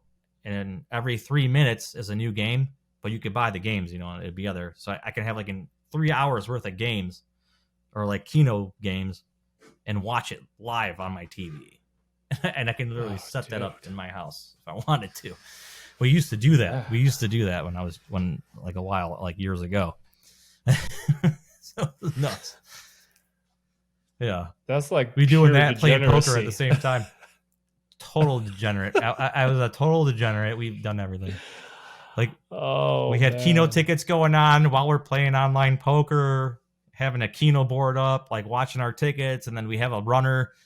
Like, he would like go to the store with the winning tickets and scan them, and then he would like, yeah, let's go run us a bunch of new ones, and it was just, it was crazy. Oh my gosh. Yeah, See, this is straight. what I find so interesting about all this gambling stuff. The stories you hear, the things people have seen, been through, and done. It's just like Yeah, wild. It blows my mind. Like I always thought that I had crazy stories, that I had like a wild life, but then you hear all these other stories. Oh, people selling their car on Craigslist to use that money to go to the casino. What? yeah, Who does yeah, that? That's so crazy. What do you mean? yeah. The guy that used to gamble with us, he just bought it was a brand new Mustang, and he put a title loan up. So he got a loan on a for his car from the place to get Oh. cash, and put a title loan up. So he got all this money, Oh. and then he went to the casino, lost it all, and then they ended up repoing the car. I think it was like a couple months later after he didn't pay or whatever, because he lost all the money that he got. Like, what are you doing? He's like, I don't care. Okay. Like, all right, man. Loan. You just ruined your credit, and like I don't know. Like, yeah, it was bad. He was probably the worst gambling addict I have ever met. I haven't talked to him in years. I hope he's doing okay, but like, I hope he stopped, because he was really bad. He was like the type of person at the casino that's like, ugh, like all the time, just straight, like just crazy all the time. Like, it was bad. Wow, but those are the people I was insane. hanging out with. Yeah. Mm-hmm. Yeah, that's nuts. Yeah, me too, man. I had that not friend group, but like random people I used to see all the time. We'd always take the bus up together, and just acquaintances. Yeah. That's the right term. Yeah. Just like insane, dude. Just I still can't believe I used to do this. Like, I used to wake up, drive to the bus stop, take a bus an hour and a half to go to a casino, go there for like 16 hours, take a bus back. Yeah. That was my life, Monday to Friday. Like, I can't believe I used to do that. It just blows my mind. Like, just and it's weird. In the moment, it's almost as if you can't think and you just act. It's like, oh, go in the casino, got my money, here we go. And it's not like you don't even think about what you're doing. It's like you're almost on autopilot. And all of a sudden, the months go by, the years go by. I'm like, wait, what am I doing? I'm like fucking 27 now, and I'm like wasting all this money. And right. Yeah. It's like, holy shit. that was my that was my epiphany moment when I was like 27. And I was like, I got. That's good. How old are you now? I'm 38. 38? Okay, yeah, you're about the same age as me then. Yeah. That's good that you realize it that young. That's good. Mm-hmm. I'm still going through it. Like, like 3 months ago. Mm-hmm. So I'm fresh again, and I think this is really it. My epiphany was 3 months ago, which sucks, but I've gone through stints though, like where I've quit and I didn't play for like, months and months, and then I'd be like, I think I had it under control, and then go right back to it. Mm-hmm. So yeah, just that stuff's got to stop. Yeah. You know what really helped me? The funny thing is that when I finally decided to stop gambling altogether when I was 27, I'm like, okay, what am I going to do? I guess I'm going to get a job, because I didn't have a job.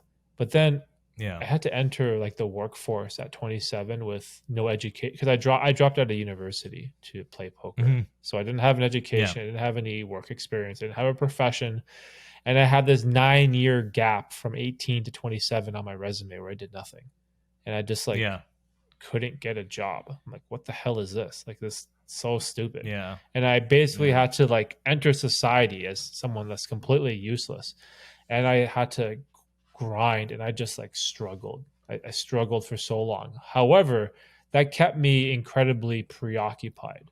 So even though it's been like over 10 years since I gambled seriously, I've just been so busy with everything, like trying to make money, build a career, start a business, get a house, start a family. Like, I've just been so busy every single day that I don't have that free time where gambling can kind of creep in as like a bad habit.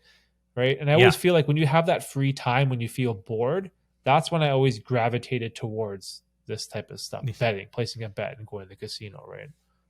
Yeah. That's pretty much exactly what I was just going to say. Like, for myself, like, I don't have kids, or I'm not married, like I wasn't married.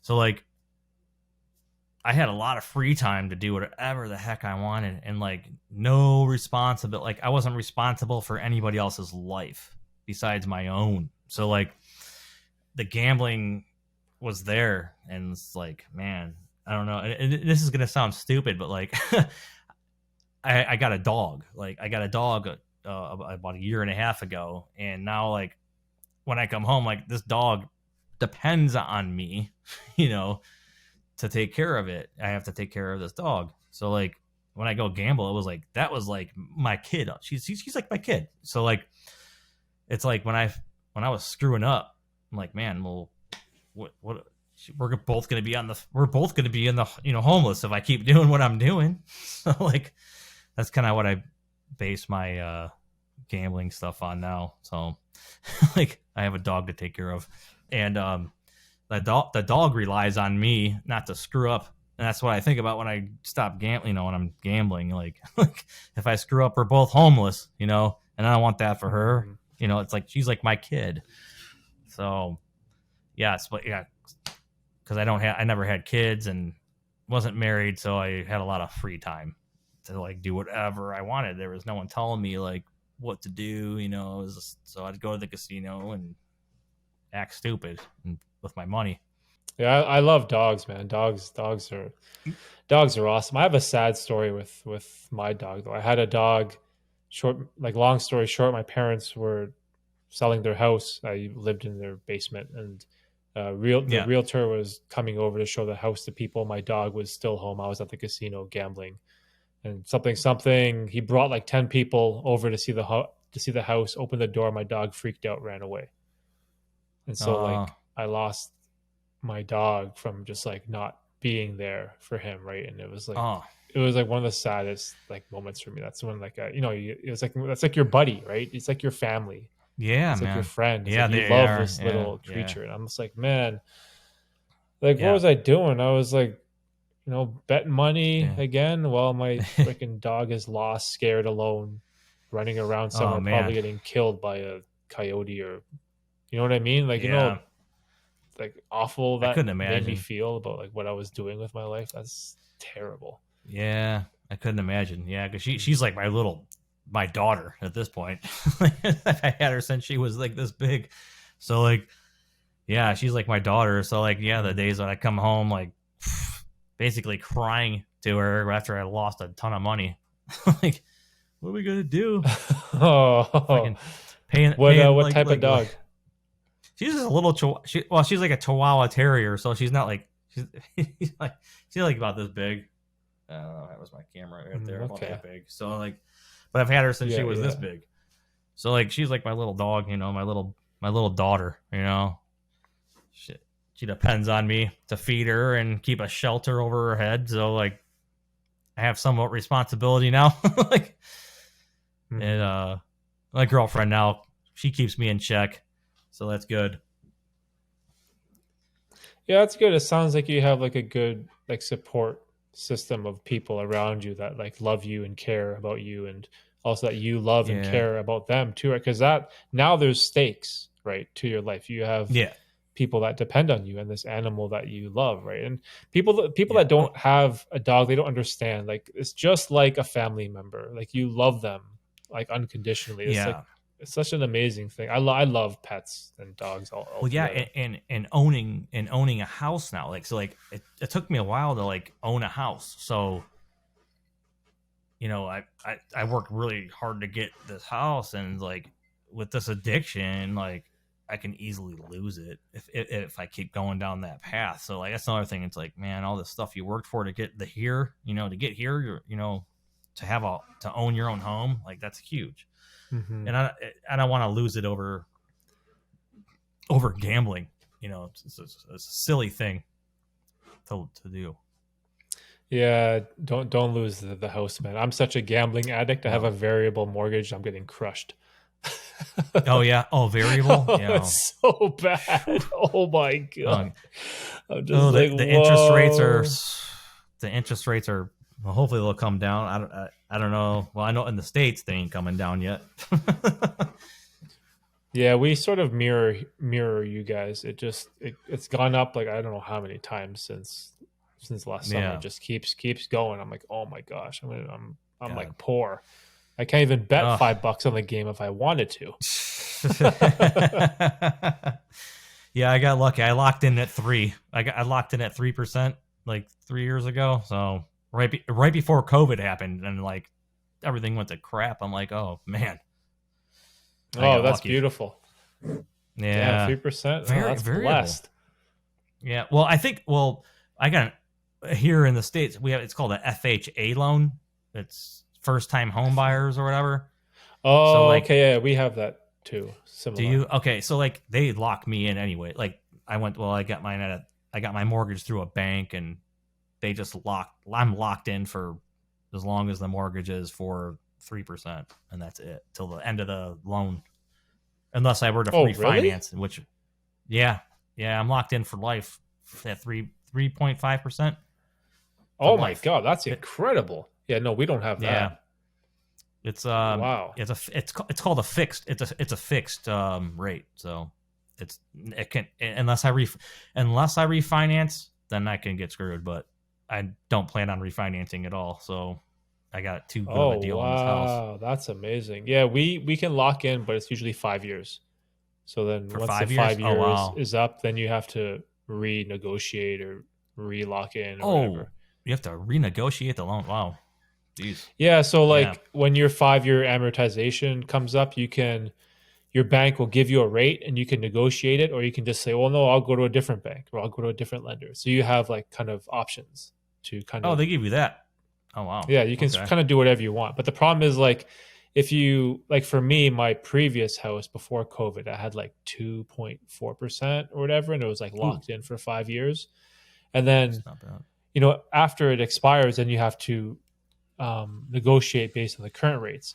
But now, if your 5 year term ends now, the rates are like 6, 7%, Yeah. right? So I Yeah. have Yeah. friends that are locked in at like 1.5%, Yeah. and their 5 year That's what I'm waiting amortization is for. coming up this year. And so they're going to go Yeah. from 1.5 locked in. Now they're going to have to go to these current rates, which are so crazy, right? So it's Yeah. I wild, mean, man. It's rough. if the bank rates go down ever like below 3.5, then I'll consider refinancing at a lower rate and fix it there. But yeah, right now I'm not trying to do that because it's insane right now. The housing market's or the loans are just crazy high right now. Like with the rates, Hmm. we'll see what happens. But I watch Yeah, the and then markets even every day. mine. Oh, do you? Oh yeah. Yeah.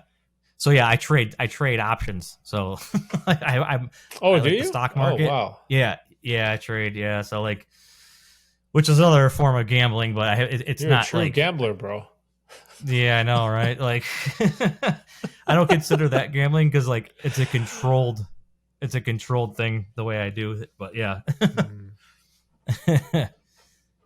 yeah, that's it's so it's funny. crazy. Oh my gosh. Yeah, options are nuts, but people Dang. they're like you're crazy. I'm like no. Like I make sure I make like I don't I make sure I make like at least 2 to 5% of your trade, and I don't try to go any higher, and I set a stop loss so I can't I don't lose anything, so Hmm, I can't lose I money the see. way I do it. Yeah. That's interesting. So Yeah, I've never been into any of those stocks or any of that type of stuff. I'm more of like an index fund guy. Give me like the yeah, set long it. term index fund. I just throw money into it and I just never look Yep, at it and just let that's it the safest way. accrue. Yeah. Yep. Hmm. Throw it into an Yeah, because it's ETF and like, forget about it. yeah, I don't know anything about like markets and stocks and bonds. I'm just like, huh? Who? What? Like Apple is that worth how much? Like, fucking, I don't know how to Yeah. day trade or any of that stuff. So, Yeah. Just buy low and sell high and just keep doing it. hmm. But it's better just what you're doing, just for long term, and yeah, like just throw it in an index fund and an ETF and forget about it and check it in 10 years. Yeah, that's pretty much like all I do with any like extra money that I have. The only thing that's like unfortunate is that I hardly ever get any extra money because like man, Canada has an unbelievably wild like tax system. And I know we have like Yeah, benefits like oh we have universal health care, oh we have free health care. Not really, you have to pay for it through tax, right? So yeah, it's like that's the issue with living here. It's kind of tough, but it's what it yeah, is. yeah.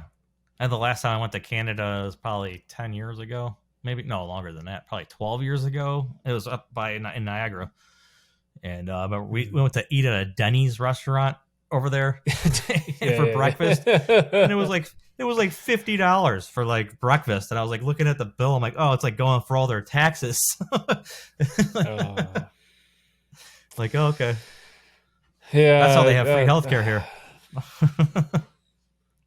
It sucks because like I appreciate the fact that if I am riding my bike and I get hit by a car and I break my femur and I'm dying, I can call 911, get an ambulance, get it fixed, and have no medical bill. It's not going to Yeah, ruin my life, right? So that's that's great. nice. You can to live like that, right? But Yeah, the only thing is like yeah, you get punished every week or bi-weekly on your paycheck with income taxes and all this other stuff that we have to pay for here. So it's like a give and take, yeah, right? It's on one yeah, hand, I get it. You know, I'm grateful that, God forbid, knock on wood, I ever fall and like destroy my body, that I won't be crippled financially, because yeah. that's like so rough. Because what if it's not even your fault? Like, what if Oh, some I know. crazy asshole hit and runs you, and you're left with a Yeah. broken elbow, and you have to go to the ER, and you have like this 6-figure bill? Like, how is that? Like, that's not Oh, it's fair. crazy. No, I know. I hate our healthcare system here. It sucks. I mean, it's terrible. It's just so expensive. It's expensive.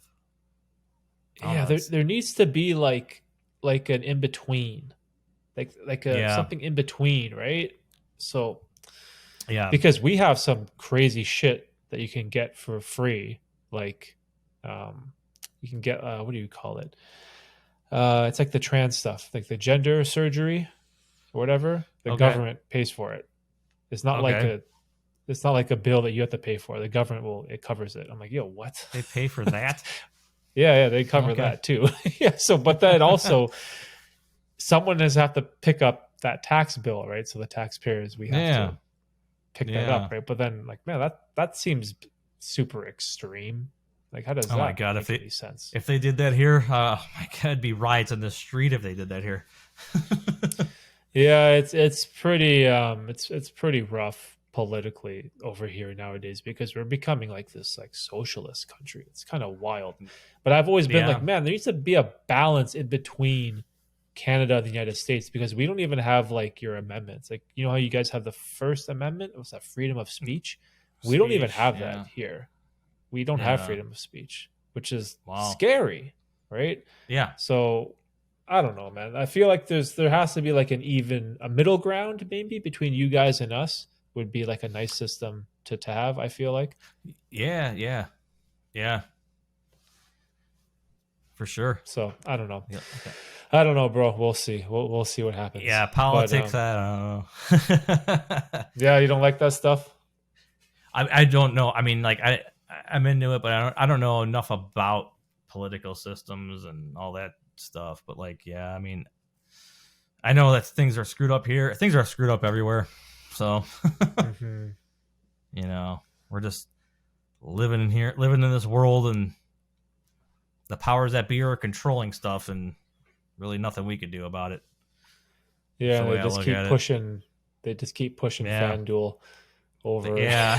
Yeah. Yeah. Yeah. through Yeah. legislation.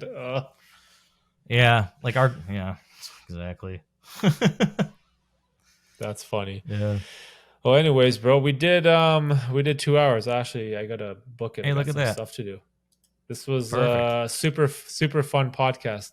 Yeah, Let's man, it's wrap it great. up and tell the people, the viewers, the subscribers, where they can find your work or all your social media stuff. You can find me at Blackout Gambler on YouTube, and that's about all I have. Blackout Gambler on YouTube. That's If you it. want No to go, if you're Instagram into or anything else. no Instagram yet, no, maybe I'll have that. Maybe I'll make that. But yeah, I mean, so far it's just Blackout Gambler on YouTube, and if you're into detailing, I got Kiffer's Place. So that's Kiffers Place on YouTube. Then it's just for detailing cars and stuff like that. So not a very big channel, but yeah, I got stuff on there. Okay, cool. I found it. All right, I'll Yeah, leave it's like, links to the description for both your channels. oh, cool, man. Yeah, I appreciate it. That was nice meeting you, man. It was really good talking to you too, man. A lot in common. Yeah, I know. Surprisingly, right? We're both the obsessive Yeah. compulsive gambling dudes that went to pool Yeah. halls and Play pool, poker. Yeah, it's shit. crazy. Yeah, for sure. That's a All good time. right. All right, that was awesome, Chris. All right, guys, check out Chris's work. I'll leave links in the description down below. That's Blackout Gambler on YouTube. I highly recommend his channel if you are looking for any content relating to gambling addiction, casinos, all that type of stuff. As I don't plan on making too many videos about the subject, so definitely check out Chris's channel down below. So thanks again, bro, for being on the pod. Hey, thanks, man. Take it easy. All right, guys, peace.